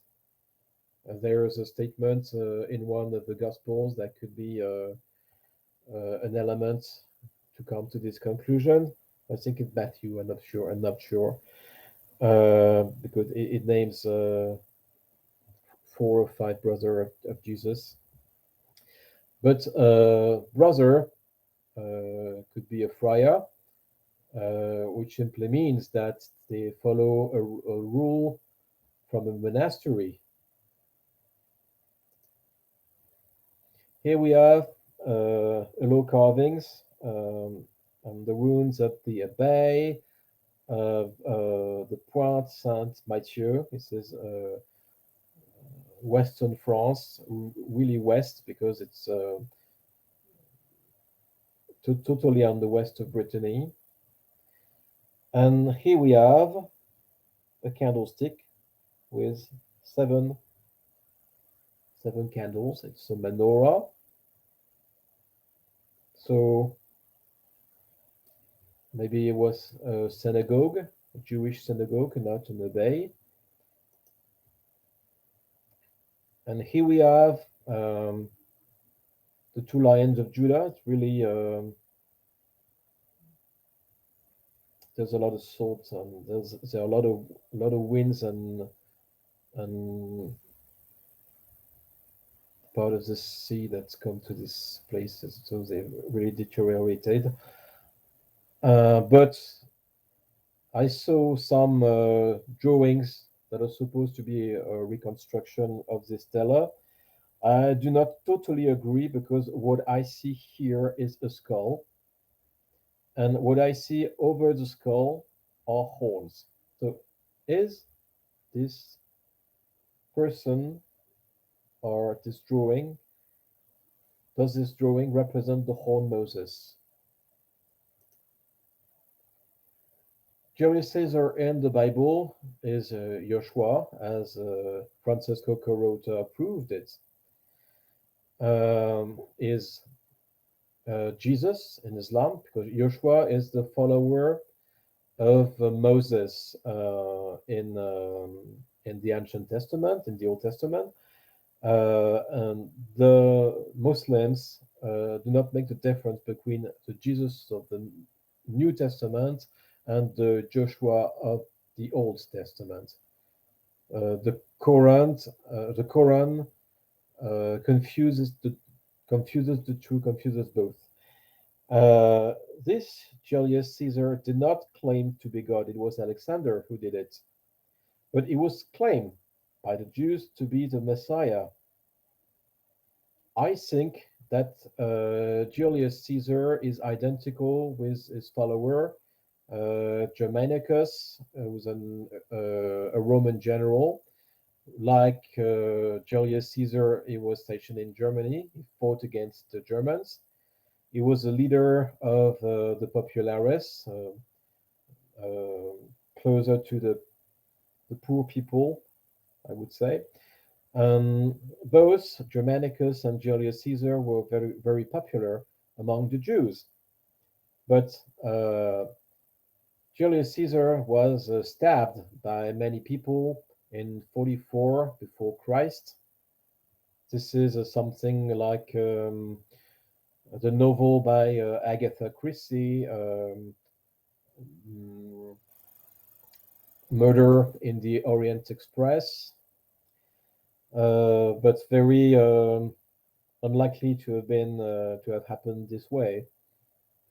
Germanicus was assassinated in 19 in Judea. It was the real time when Pontius Pilatus was a prefect. Some say he had another title, but the lone people said he was prefect.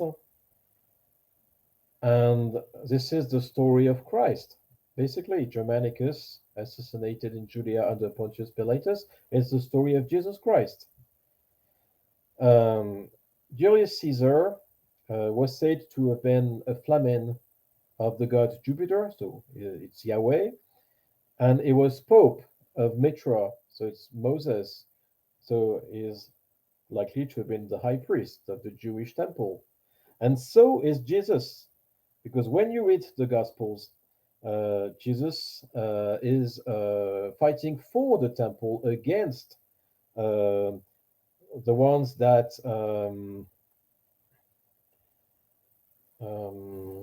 I would say commit sacrileges in the temple. So merchants and other people that have things to sell and are not related to the temple. Very probably, Jesus is depicted as the leader of the temple of Jerusalem in the Gospels. He did not say a simple word against the temple. He criticized every sect. He criticized the Sadducees, the Sadducites, and he criticized the Pharisees. He criticized the Zealots in some of the Gospels, less in some other, because Matthew liked the Zealots. He criticized the scribes, which are probably the Egyptian side, but he did not say a word against the temple. The temple is sacred. The temple is holy, not less. Some old writers like Origen, Porphyrius. Origen is one of the father of the church. It is said so, but he said something that are really um, different from what the modern church has to say. So the origin of the church had a different thinking than modern church. And both writers, Origen and Porphyrius, say that the cult of Mitra is the cult of the Persians. Uh, the Persians were the legions, certainly, because uh, the Persian is a Franc, probably it's the same word, and the cult of Mitra was the cult of the legions, of the Roman legions too.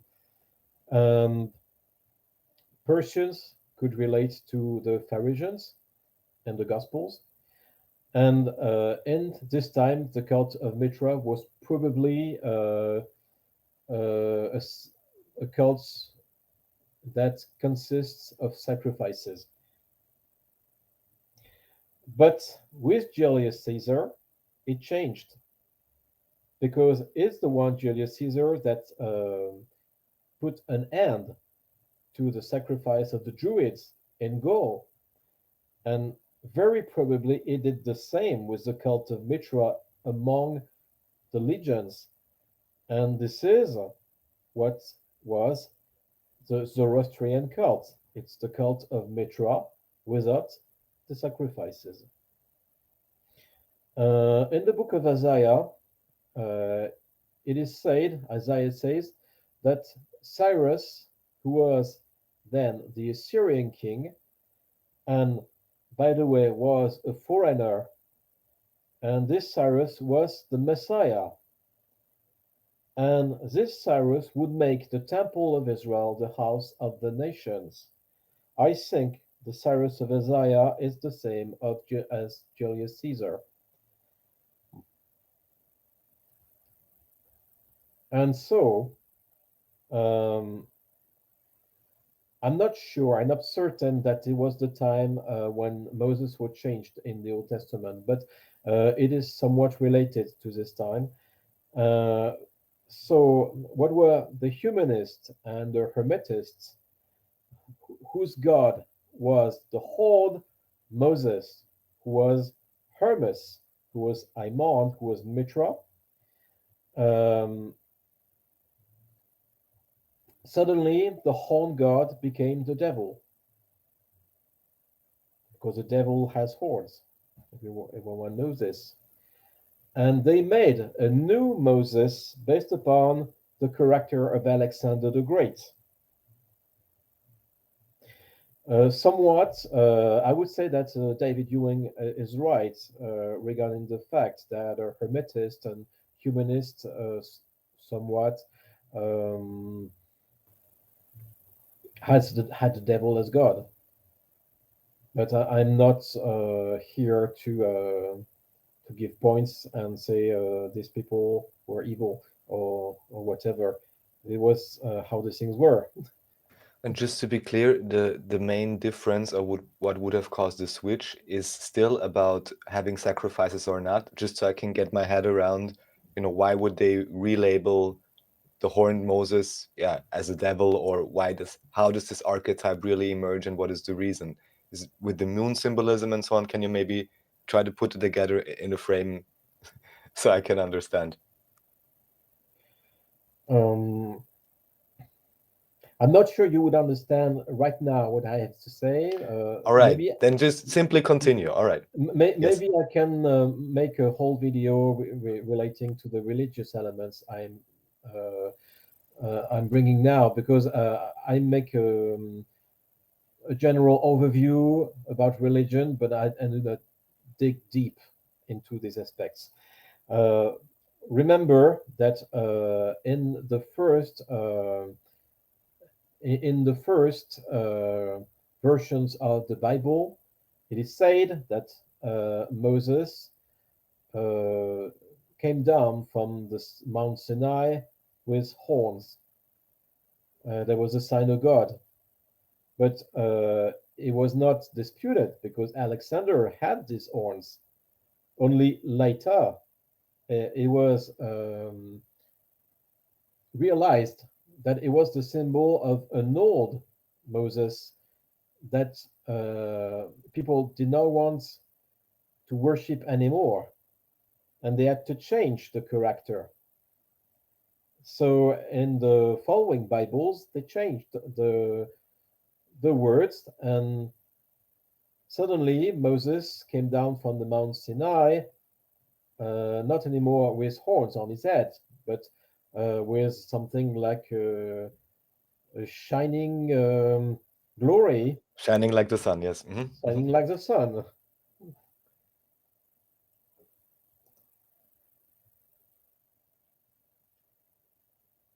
In my opinion, Julius Caesar was killed around 1572 because at this time, in 1572, it is said in many history books that a new star was seen in the constellation of Cassiopeia. And the constellation of Cassiopeia is the throne of Christ in the Apocalypse of John, what you call Revelation in English. And in 1572, there was turmoils. There was big agitation in Paris that came to a great massacre, which we call the Saint Bartholomew. And it is said that the Catholic Church massacred the chief Protestants. Maybe there was another thing. It is said that in 1584, Ivan the Terrible died, and there was a star that announced his death the day before. But in 1584, there was no star. So it would be probably in 1572. And Julius Caesar died in 44 before Christ, and the day he died, a star was to be seen as a preview. It was something like a sign of his next death. Fomenko said that he died in Constantinople. He said that he was crucified in Picos, and maybe it's the eastern side of or western side. I don't remember. I think it's the eastern side of Istanbul in the Asian territory. It is possible because, as we said, Julius Caesar or Julius Balthazar was a secretary of the Czars of Constantinople. So his throne was probably in Constantinople then. And after his death, Julius Caesar is known to have become a god for the Romans. He was called Divus Julius, and the Senate decreed his cult should be a cult for the empire, and Mark Anthony was chosen to be the high priest. But later, this Mark Anthony lost the war of succession against Octavian, so he had to flee to Egypt. And probably when he was in Egypt, this Divus Julius became the god Osiris, because Julius Caesar in the Bible is sometimes called Eliezer.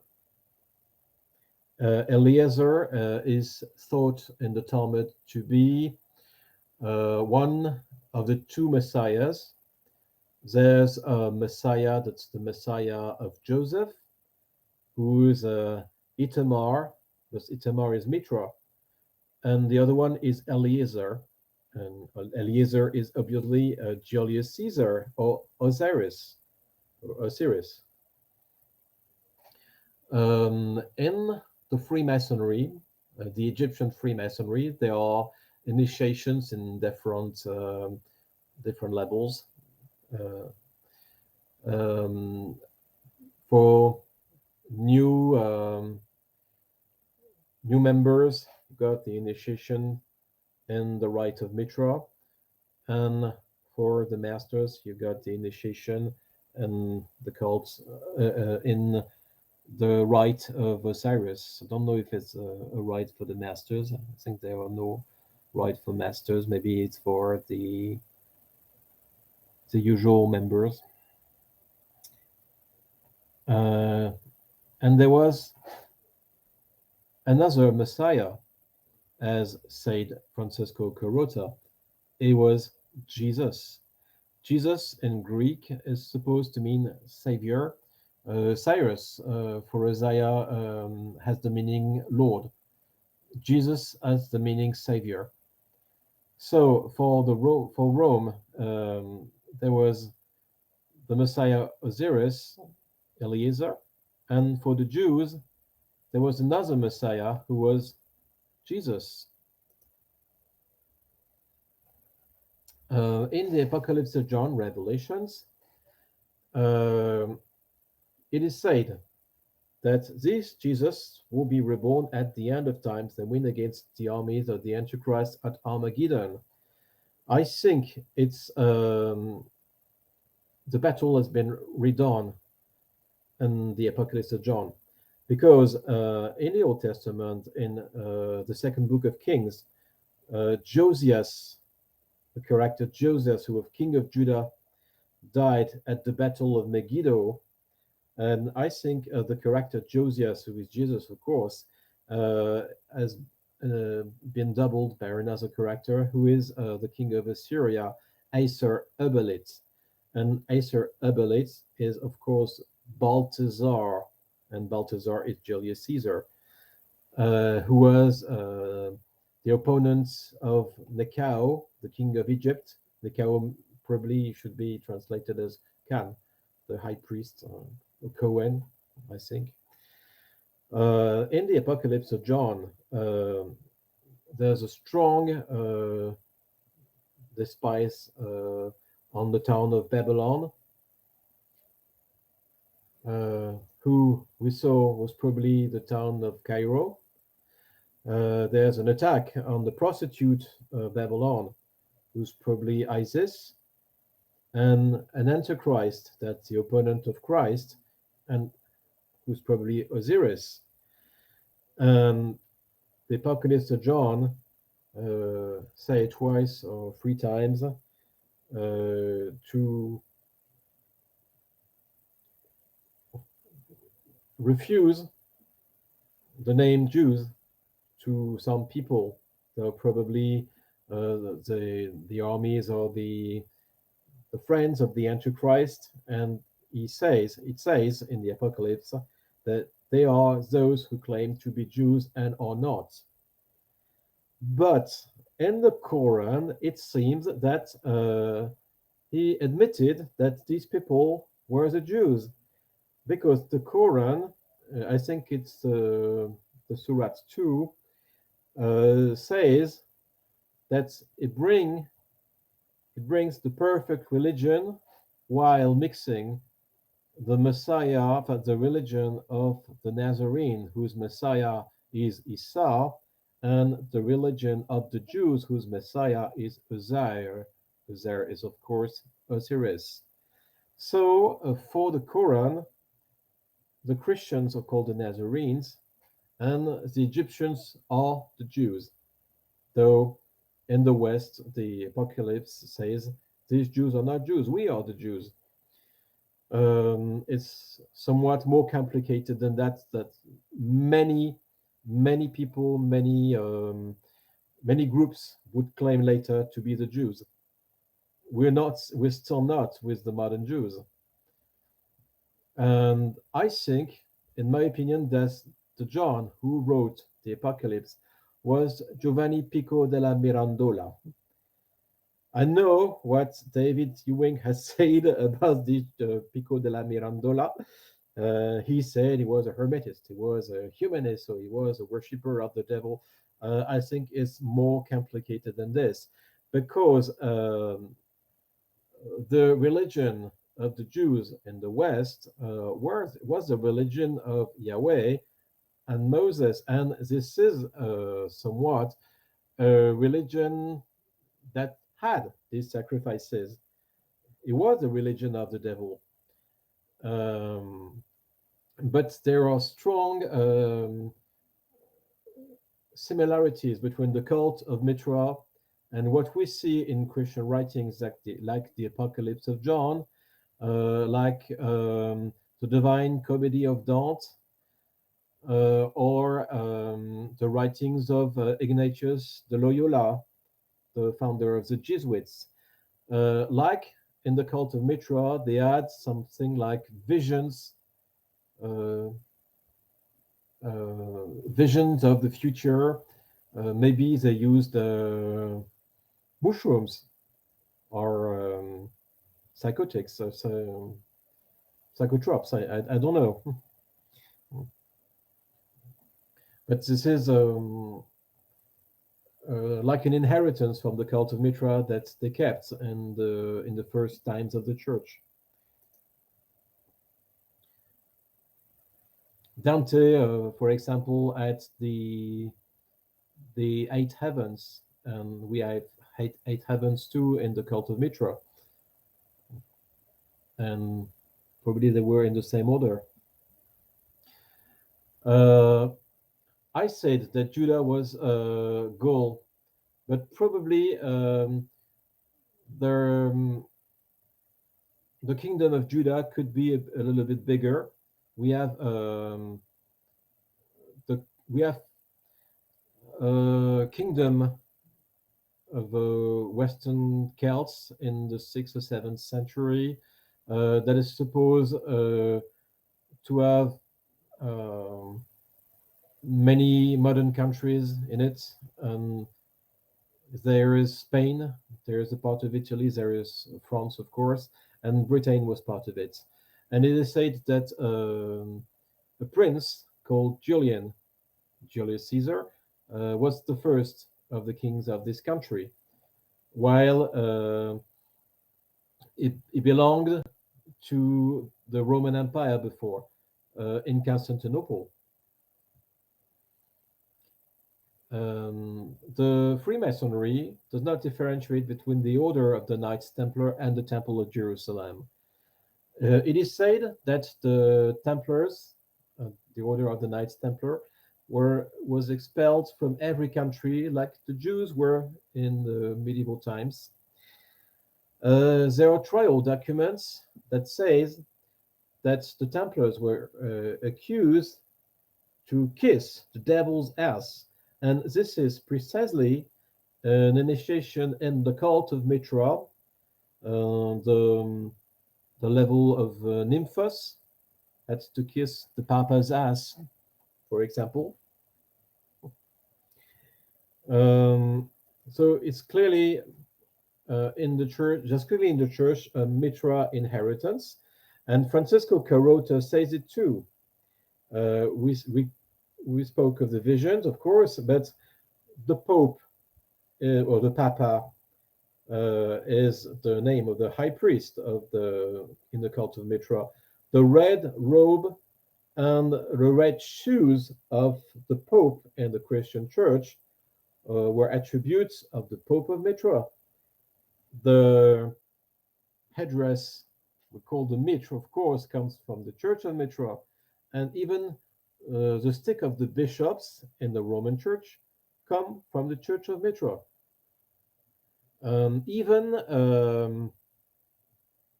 the churches look like the ancient Mitraia in the plural. The choir and the churches have the chessboard, the lateral seats, and pillars at the entrance. This is to be seen in the lodges in Masonry too. We have in Freemasonry and Roman Church two heirs of the Church of Mitra.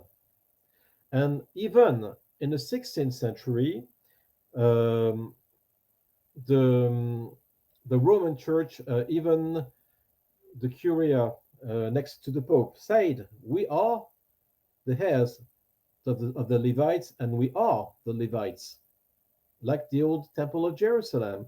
So when you look at one side, they inherit from the cult of Mitra, and when you look at the other side, they inherit from the Temple of Jerusalem. They're both identical. Giovanni Pico della Mirandola is supposed to have lived in the second part of the 15th century.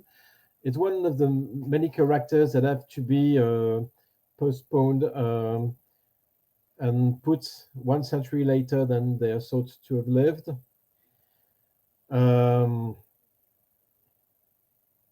Probably he's supposed to have lived in the time of Marsilio Ficino. Probably this Marsilio Ficino lived 2 centuries later than is thought to have lived. So it would be the second part of the 16th century, 1633, 1699.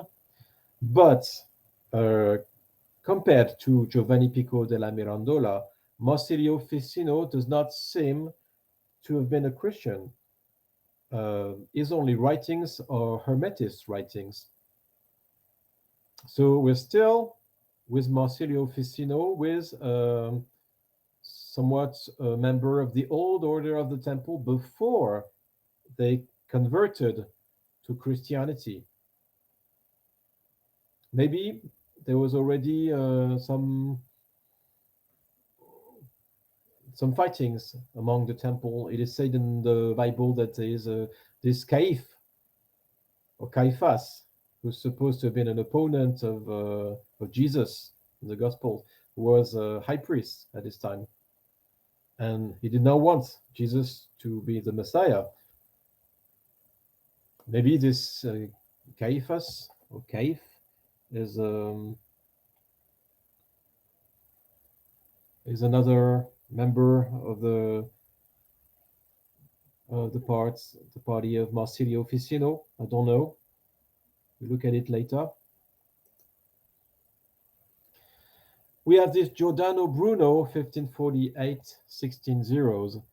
He is said to have been a late heir of Giovanni Pico della Mirandola because 1 century after him, he brought back the old mystic of the church. He said to have founded the Society of the Giovannis, and admits only as sacred writings the Apocalypse of John, Revelations, and does not admit any gospel. I don't know if he spoke of the Gospels of the Bible, because I think there were at this time what are said to be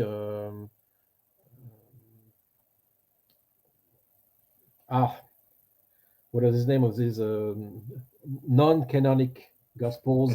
Yes, non-canonical. Yeah. There are many far between. There are many of them in France. Most of the traditions of the church in France are not backed by the Gospels of the canon, but by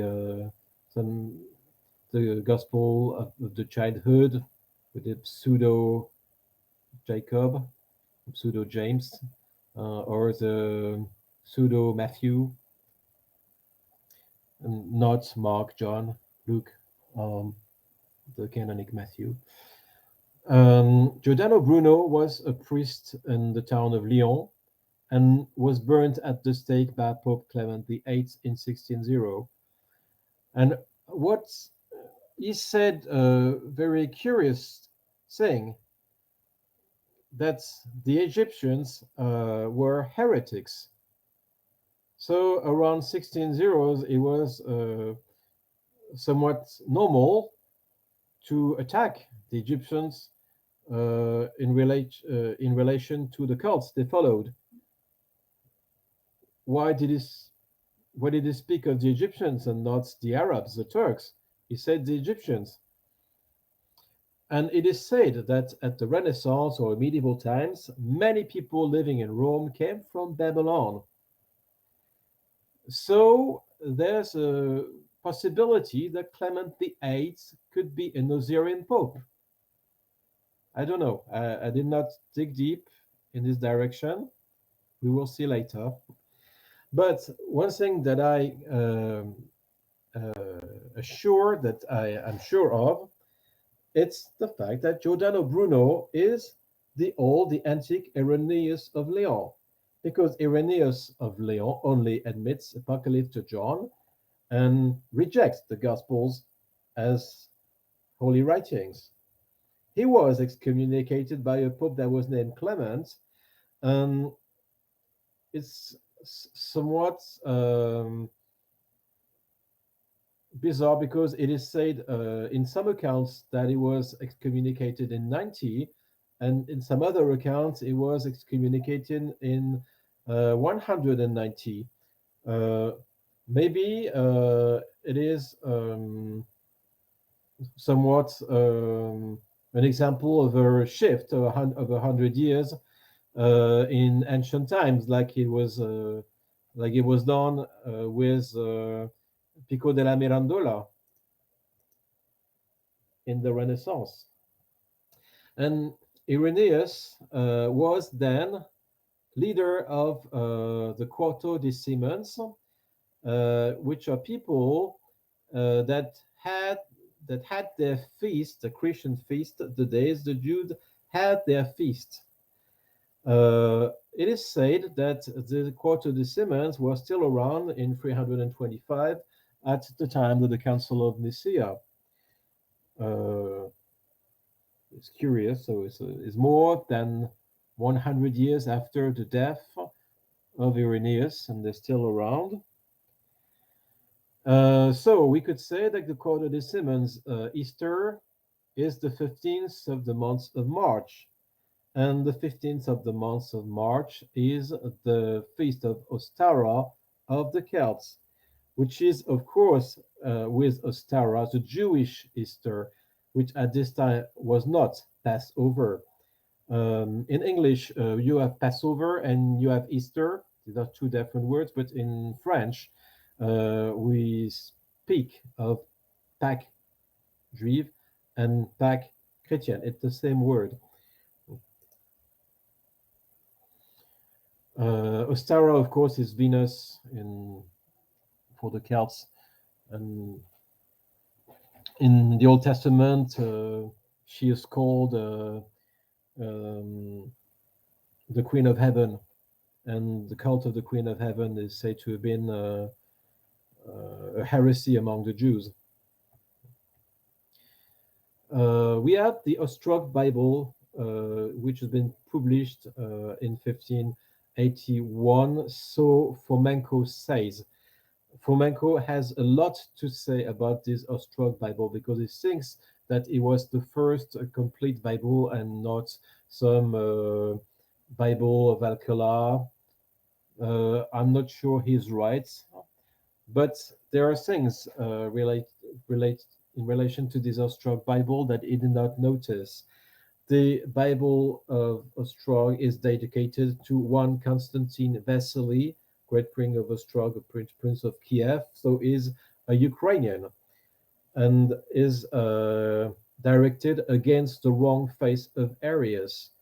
Constantine and Arius are the two main characters in the times of the Old Council of Nicaea in 325. And he did not notice, Fomenko did not notice. It is said in the decree of Nicaea, supposed to be lost because the decree is to be found in the Canon of Gratian, in the book of Isidore of Sevilla, which is said to be, both are said to be forgeries. I don't know for the Canon of Gratian, but it's sure the book of Isidore is said to be a forgery, and I don't think it was. I think they are genuine books with the Right Decree of Nicaea. And this decree says the Quarto-Decimans must not have the feast the same day as the Jews had there. And so the Strong Bible should have said in around 1581, maybe the council was this year, some years before, some years after. These Quarto-Decimans are supposed to be Asian, though Irenaeus in Gaul is one of them. In 1582, in France, we adopt the Gregorian calendar. But what do say the books that have been published at the time? The Christian must not have their feast the same day the Jews have their feasts. So in France, in 1582, the calendar is Jewish, and the French Christians are Quarto-Deciman. And it's said that at this time, Christmas was feasted on the 15th of December. So when we put the feast in the 25th of December, we have a shift of 10 days. And Scaliger is the only one that published a book allegedly in 1583, but I think it's at least 1 century later, that is called Opus Novum. And he says he's the only one to say that there were 10 days of shift from 325 to 1582, because when it was 325, the 21st of March was the day of the equinox. And in 1583, it was not anymore. So the equinox would have been the 11th of March, but it's a total forgery. It's not at all the region they had a shift of 10 days. It's because they did not want to have their feast, the Christian feast, the day the Jews had theirs. So the date of the 15th of December had to become the 25th of December. There are three James. James, the head of the Church of Jerusalem after Jesus. In the Acts of the Apostle, he was killed by Agrippa, Henry IV, who reigned between 1594 1610. In one version of Antiquity of the Jews, Flavius Josephus, a version possessed by Origen because he quoted it, accuses the Zealots to be responsible for the death of James, who was at the time high priest of the Jewish temple of Jerusalem, not the church of Jerusalem, the temple. And in medieval time, we have Jacques de Molay, who is the last head of the Knights Templar.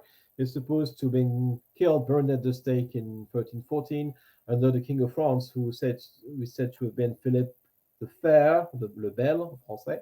But we have another Philip the Fair, 1 century and a half later, who was Philip le Bel or the Beau, father of Charles V, the emperor. Well, if Charles V have lived 1 century later than it's thought, then Philip the Fair would have lived between 1582 or ruled Burgundy between 1582 and 1606. We are at about the same time Agrippa ruled France. It is said that Charles V, 2 centuries after Philip the Fair, King of France, has given the island of Rhodes, who was possession of the Knights Templar, to the Order of St. John. There were still things to give to the Order of St. John 2 centuries after Philip the Fair. I'm not sure it was the island of Rhodes who was Templar. It was probably the town of Rome, the city of Rome. It is said that the first Christians in Rome followed the Gospel of John. So Jerusalem would have been Rome in the beginning. Maybe Jerusalem could have been Paris at another time. But Rome is never mentioned among the territories of Italy in the Italian wars in the 16th century. But the kingdom of Jerusalem is mentioned among the Duchy of Milan, the kingdom of Naples. No uh, State of the Church, no Kingdom of Rome, but Kingdom of Jerusalem, which is said to have been in Palestine, modern Palestine. Why? All the other places that are named are in Italy. And in Flavius Josephus' Antiquities of Jews, he speaks of a massacre before the temple in 4 before Christ, in the times of King Archelaus. He speaks of tunnels between the fortress and the temple. These tunnels remind me of the Pesetti, the underground tunnels between Castel Sant'Angelo in Rome and the Church of St. Peter. It is said that the destruction of the temple happened in the year 70. In 1526, Charles V profanates the Church of St. Peter in Rome. Probably it was in 1626. So between 70 and 1626, you have 1556 year, which is the Roman shift that Chronology.20, the French team, brought to our mind. It is said in the book of Willem Camellas, that's been translated in French recently, that the archives in the Vatican start in 1612. Camellas say tons of things in relation to the falsification of the German history. Germany has been wronged. Germany has not been so wronged doing so, because it is said that there's an empire, Germany, which is a Holy Roman Empire. If if Rome had to kill the memory of the great empire of Germany, they would not have called it Holy Roman Empire, I think. What I think I remember is that Camayer proved that the archives at the Vatican started in 1612. Here is a lithograph of Rome in 1575, maybe 1675 or 1676. We have 7 churches in Rome here. We do not have the Pantheon, which is the oldest church in Rome, allegedly. That became, in the Middle Ages, the Church of Saint Mary, but it was not built yet. Probably the Church of Saint Mary and the Pantheon is built in the 19th century, at the same time that the Pantheon in Paris was built. And here we have, at the lowest part of the lithograph, an old Saint Peter. That's different from the modern Saint Peter. In 1585, maybe 1686, Della Porta and Fontana, 2 architects in Rome, have ended the dome of the church. But I think they put a dome on the round part at the back of the church, that is to be seen here, and is not the dome of the modern church of Saint Peter. Here we have another lithograph of what is supposed to be the old Basilica of Constantine the Great in the 4th century. It is said that it's been rebuilt by Pope Julius II, probably Julius Caesar, in 1506. And it has been desecrated by Charles V in 1526. In 1606, the architect Moderno rebuilt it with the Latin cross. But what we see on the lithograph is a Latin cross. So this is not the old Basilica of Constantine the Great.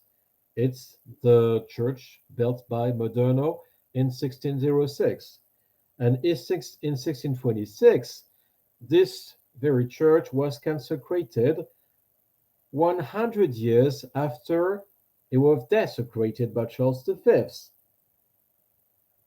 And probably the modern basilica, said to be the 16061, was built around the end of the 18th century. Augustus, after Julius Caesar come Augustus, is the surname of the Emperor Charles V. It is to be seen in some books. Is said to be the first emperor. Maximilian I was supposed to have been before, is king of the Romans and not emperor. Or Maximilian I is supposed to have said publicly that he was the emperor, but he was not crowned so. Charles V was first to be crowned emperor in Aachen in 1520, but Charles the Great, Karl der Große, was crowned in Aachen in 80. Was it really from the 1520? Was it 1620? Fomenko said that the 5 at this time could be read 6. He said it one time with a very short chapter on it, but there are very important things that can be done with this statement. For example, the profanation of St. Peter in 1526 and the sack of Rome in 1527 signifies that it's been reconsecrated in 1626, 1 century later. And another proof are the coins of this time. First line, this is a money of 1540 of Carolus V's Imperator. And on the low line, you have Carolus Quint, is not a Roman, number, but this is in letter Quint. Carolus Quint, Rome Imperator. Here is a Roman emperor. Though we said that the emperor of Germany was not Roman, but he conquered Rome. And of course, between 1540 and 1666 is a too long period of time. So the 5 in 1540 should have been a 6, and the year 1640. It is said that Karl der Große was at war in 780 with the Saxons, that he converted to Christianity. Charles V, between 1525 1555, was at war with the Protestant princes of Germany, and in 1556 was removed from power. But a century later, there was a war of 30 years, of which it seems we do not have any account. We do not really know what happened. So it is said that the treaties of Westphalia in 1648 had similar conclusions than the Treaty of Augsburg in 1555. Same conclusion. They had to choose between 3 religions, Catholic, Calvinist, Lutheran, which are basically the same religion. They're all related to the thinking of Augustine, Saint Augustine. Luther and Calvin are really close to modern Roman Church. So it's not really a choice, and maybe this was not a choice at this time. Each prince had to choose one of the 3 cults, and his subjects had to follow the same cult as him. Possibly the years were 1625, because it's the year of the sack of Rome, and 1655 because it's the year of the deluge in Poland, was the country was destroyed by invasion of 2 nearby countries, Russia and Sweden. It is said that around 1525, which is probably 1625, the Protestant towns published their declarations of faith. They were called Anabaptists, like the first Christian of John the Baptist. They converted to Christianity as adults and had to be bathed in the water, not like what the Roman Church do today. 1632, it is said that were founded the Benedictines of Saint-Maur, which is a Roman Catholic order, but at this time is said to be a Reformed order, which is curious because the Reformed are said to be the Protestants. And in 1634, it is said it is 1534, but probably 1634, the Jesuits are founded. Pompeii. One guy by the name of Andrea Cirillo, is a German guy, said that Pompeii was buried in 1631, and he's right, because here we have the stela of Torre del Greco in 1635, at the time where Philip IV of Spain was reigning near Naples, in the Kingdom of Naples, and it speaks of an eruption of the volcano Vesuvius in 1631, and around maybe 2/3 of the stela, it is said that Pompeius, Herculanum, and Octavianum were buried by the eruption. It's a total proof, smoking gun. And Cirillo said too that there are water pipes under the houses of Pompeii that were built by the same architect that built the dome of St. Peter, who was Domenico Fontana in 1600.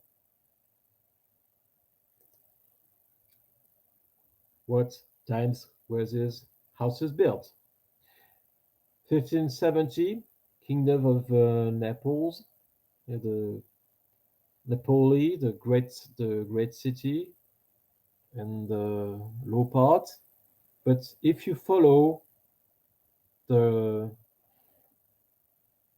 northern, the high of the map in the north, we found a city that is called Pompeii, and the map is 1570.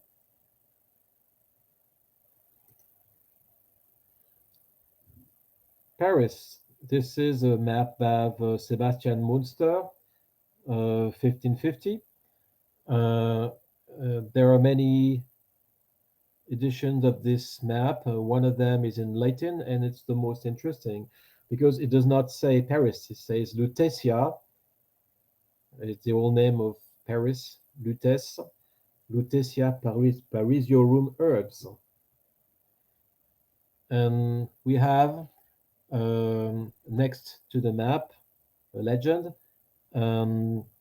It says that in B we have the Palatium Regis, which is the royal palace, and today it's said to be the Palace of Justice. While since 1350 it is said that the royal palace was the Louvre, which is not at all in this place. And it was built, the Louvre, for a king of France that is named Charles V. Another Charles V. And here we are with another part of this map in D, Summum Templum. It's supposed to be Notredam, but it does not display the form, the features of modern Notre-Dame. It is called Summum Templum, the greatest temple. What temple? Temple of Jerusalem. Um, Paris, 1567. Another feature for the Church of Notredam, which is not the one that we saw before, but still, but not the modern Notre-Dame de Paris, who had been built later, certainly, and still in 37, the number 37, it's a royal palace. So in 1567, it's not the Louvre. There are maps with the modern Notre-Dame de Paris between 1550 and 1600, but these maps do not display a year, so it's a alleged year. It's an alleged year. The first one to display a true year is the map of Quesnel in 1609. Possibly it was added later, but if we are gullible and trust this and trust this number, we could say that Notre Dame was built between 1567 and 1609. Map of the councils by Pierre Duval, our old friend, 1660.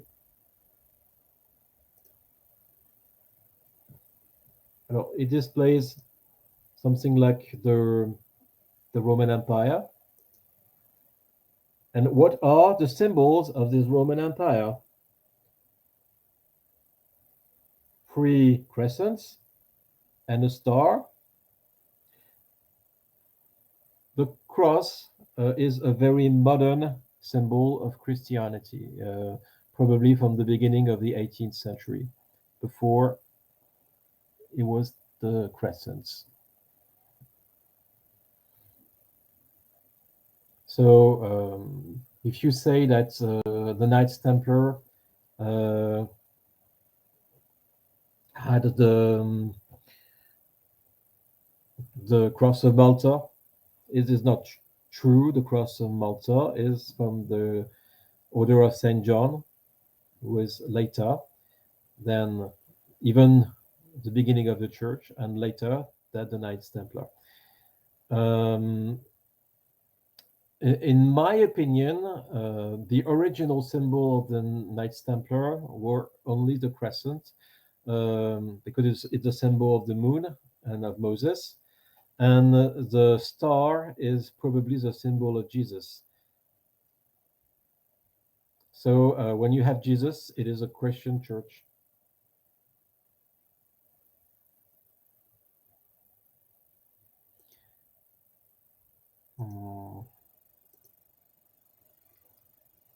It is said that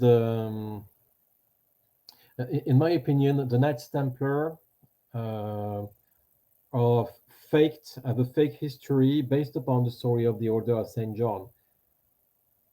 That's why it is said that they followed the rule of St. John and things like that. They've been founded by Bernard of Clairvaux. Same thing with the Order of St. John. It is wrong. It's the story of the Order of St. John and not the story of the Knights Templar. Nicolas Sanson, French mapmaker, 1654, Asia Minor. It's the old Asia Minor with Troy, Melee, all the old towns with the Paphlagonia, Lydia, things like that. Another town in the same year by the same Nicolas Sanson, but here is a different legend because it is called States of the Empire of the Great Lord of the Turks, Sultan of the Ottomans in Asia, and Africa, and Europe. Maybe the conquest of the Byzantine Empire was in 1653 and not 1453, and the conqueror was Mehmet the Fourth, and not Mehmet the Second. Anyway, it was called Mehmet. Did not have any number. Pierre Duval, 1668. Turkey is the name of the western part of the empire in Europe. As I said, the Greeks spoke Arabic.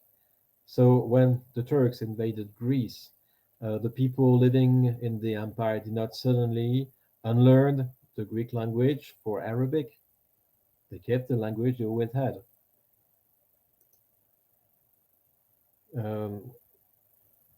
Guillaume de Lille, which is the map maker, map maker 1677, 75, 1726. Here is the Eastern Empire and regions around under Constantine Porphyrogenetus. Maybe it's possible to zoom. It would be interesting. I think not from right here, but yeah. We have on the place where now is Romania, a country that is called Thracia. We have maps where Turkey is below the Danube River, and here Turkey is north of the Danube River. On the western part of the map, you have Österreich, which is called France. Really, you can even clearly see that here because I was looking, I was like, what? But yeah, on the leftmost side of the map, on the top, it says France, yeah. Where definitely today there's Austria, yeah.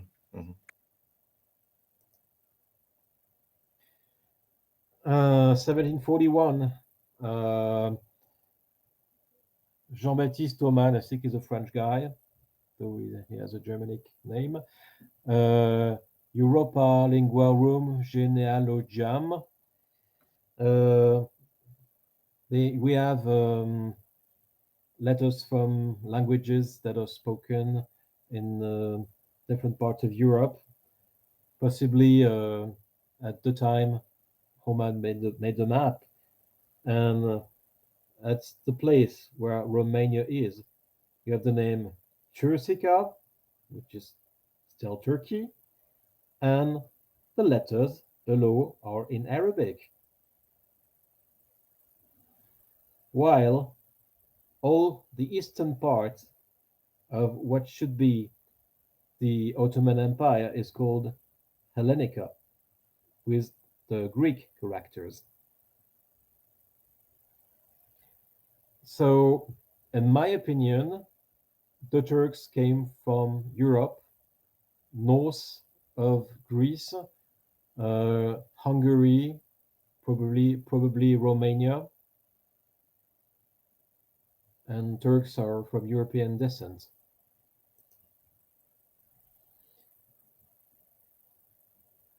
Erasmus Roterodamus.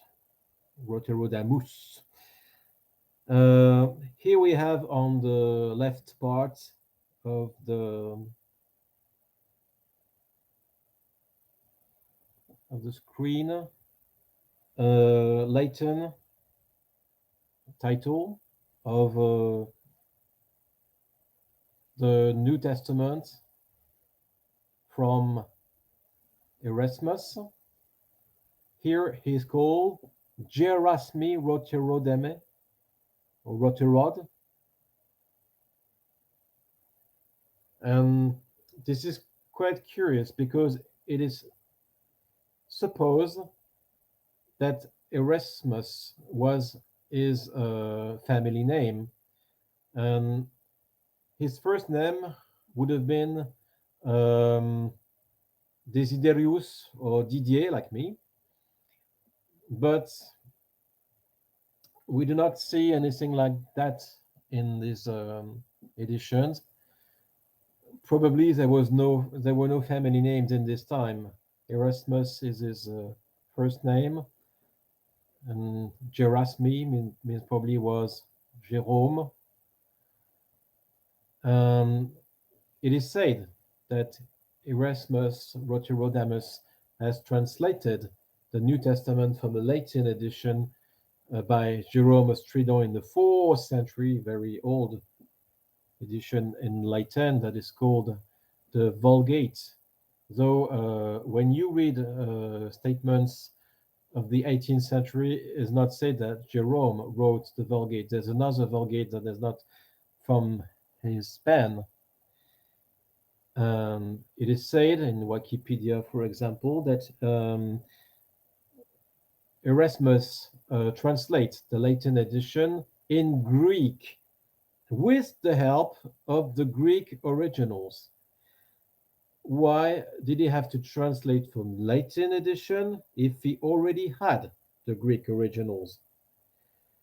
Furthermore, every book published from Erasmus is in Latin, not in Greek ever, and the New Testament included is in Latin, but the Wikipedia page said it was in Greek.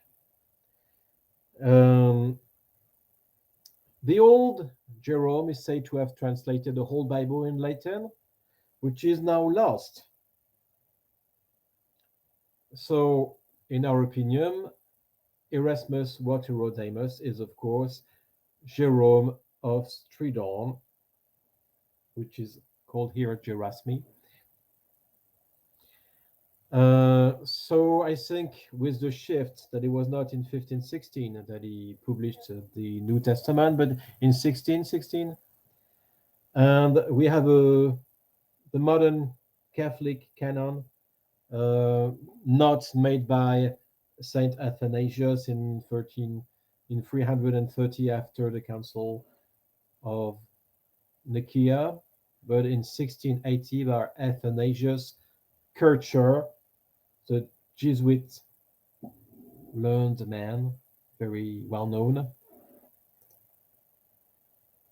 Here we have a portrait of Mehmed II, the conqueror of Constantinople in 1453.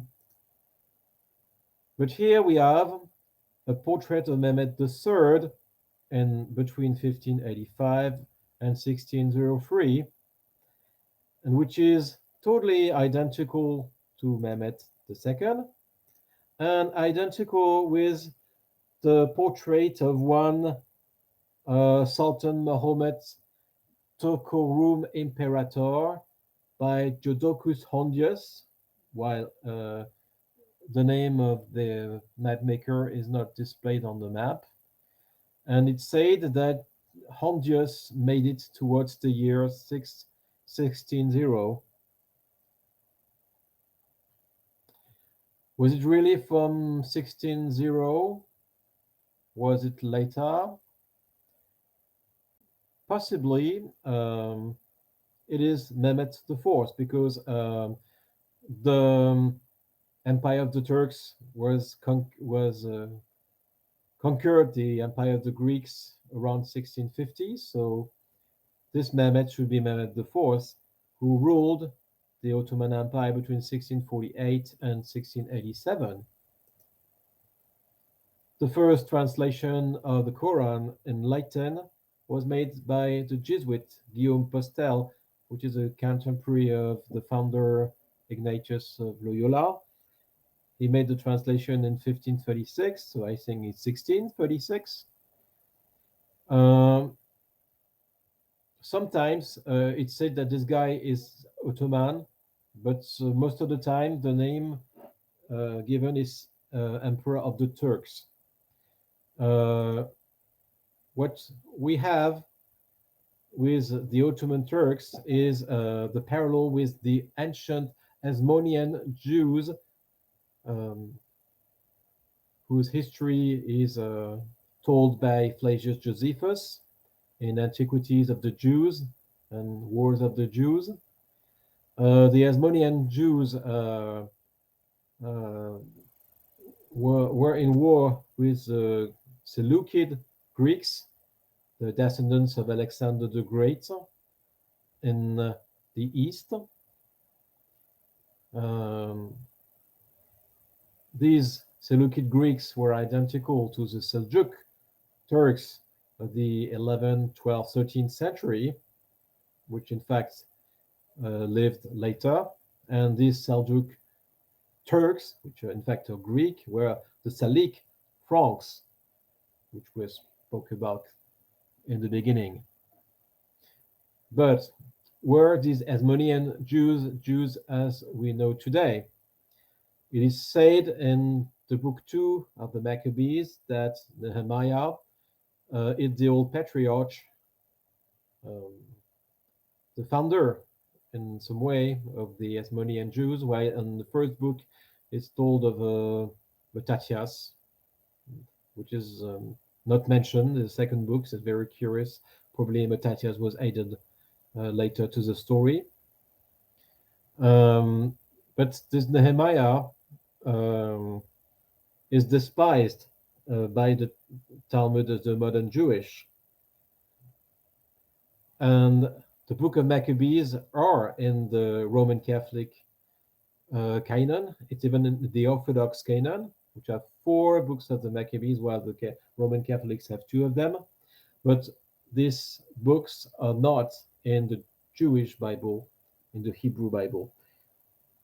We could add that Greg Nosowski, who is the fellow worker of Anatoly Fomenko, studied the Slavonic book of Nehemiah, and he said that in this Slavonic version, the building, Jerusalem is not rebuilt, is built from the beginning. And this Jerusalem is the town of Moscow. And the 2 Russian authors said that Babylon was too a name of the city of Moscow in the 17th century. So Nehemiah built the new Jerusalem in Babylon. And it even said in the second book of Maccabees that Judah Maccabee made war in the town of Ecbatana. This town Ecbatana is today a town in Afghanistan. We are not in the countries of modern Judea, modern Israel. They are much bigger ruler than is thought today, though they are not Jews as the Jews of the Western Europe we told some time ago, because the name of Jews has been transferred from Gaul to Russia.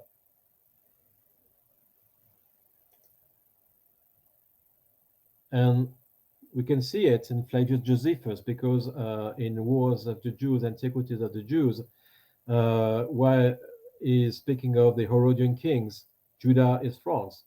And why in the same books he speaks of the Hasmoneans, and in his other book Against Apion, Judah is clearly Moscovia, and Fomenko have proved it. Even in the Hindu books in Sanskrit language, there are now the Vedas and Puranas that are supposed to be very ancient. There's a kingdom of the Yadus that is called Judea. Probably they're late, they're from the 17th, maybe even beginning of the 18th century, and Judea has been already transferred to Asia. Genghis Khan, in my opinion, he lived around the end of the 17th century, after Charles V, is identical to Ivan V.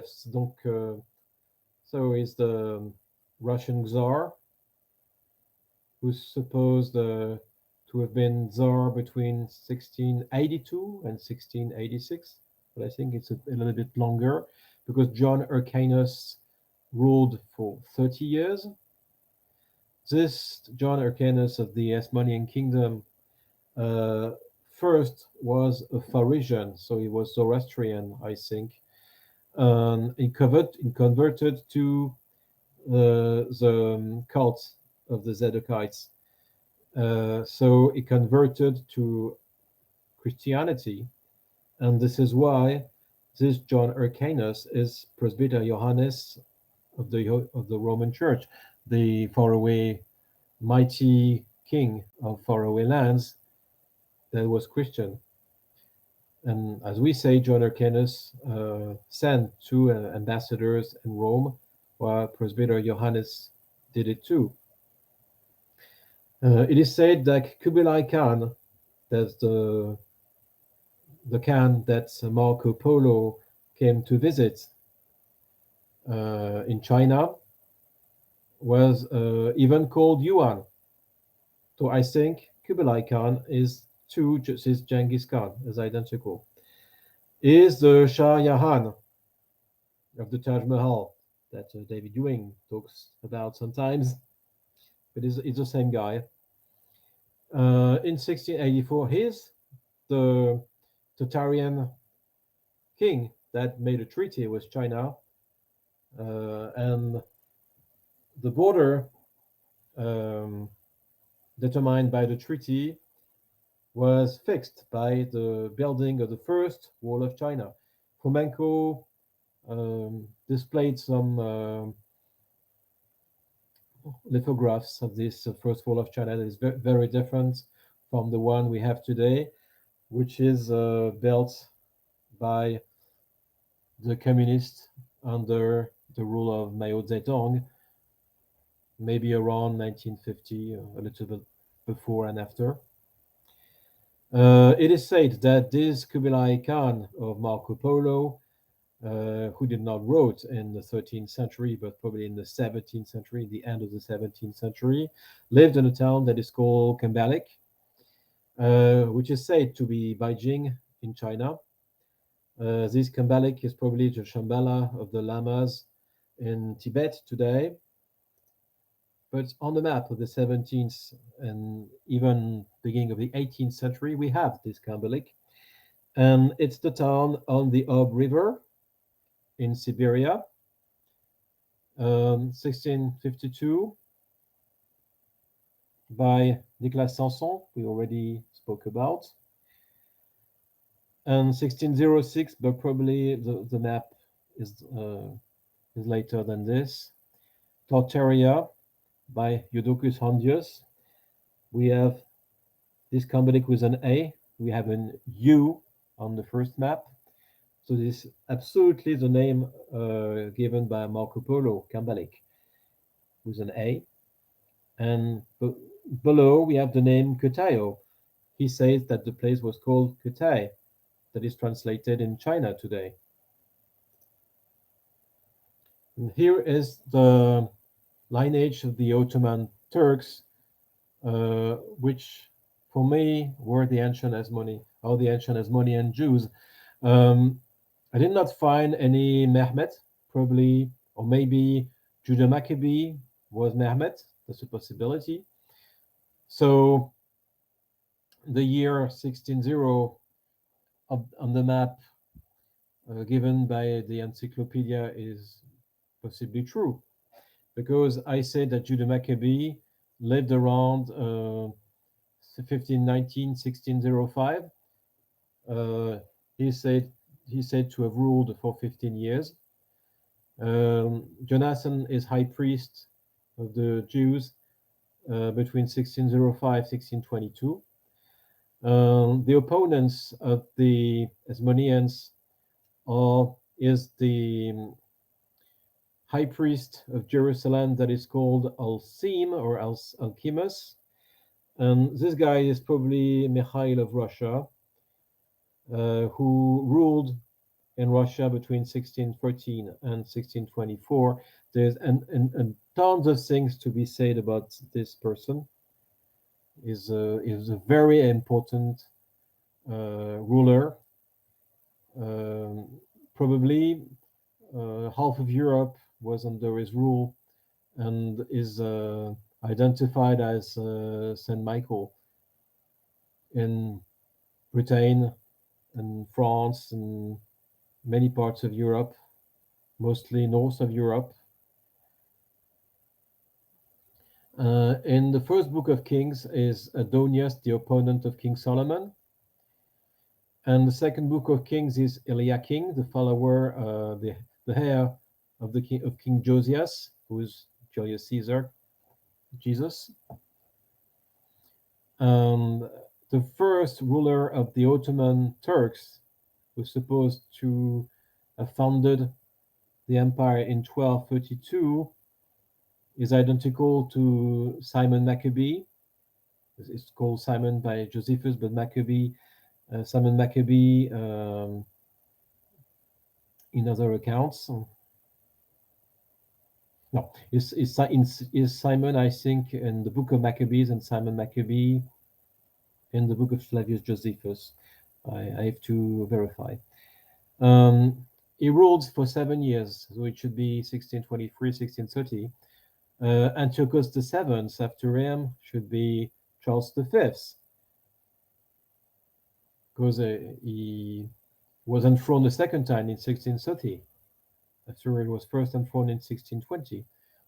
Probably was ruler of the West in 1620, ruler of the East in 1630, and is of course King Solomon of the Bible. The one who's supposed to be the second ruler of the Ottoman Empire is a guy named Oran, who's identical to John Hyrcanus. So the follower is Simon of the Hasmonean Jews, and identical to Genghis Khan, of course, and Ivan V, as I said. Alexander Yanais is the follower, not immediately, but there are short rules after him. Alexander Yanai come after John Hyrcanus, and he should be Peter I between 1696 and 1725. Catherine I is Salome Alexandra. It is said that Salome Alexandra had an immense empire as King Solomon, and it's the case with Catherine I, who ruled from Europe to Vladivostok. It was the first one to rule so big a land. And it's said that Catherine I converted from, it said that Salome Alexandra converted from the Zadokites to the Pharisaian rule.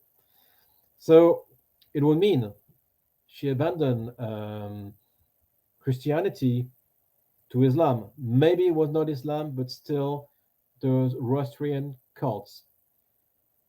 And it was something that could not be admitted. It is said that Catherine I converted from Roman Catholicism to Orthodox faith. I think it's false, because shortly after her, German Tsarina Anne came to power in 1730, and she's probably the first of the real Romanovs.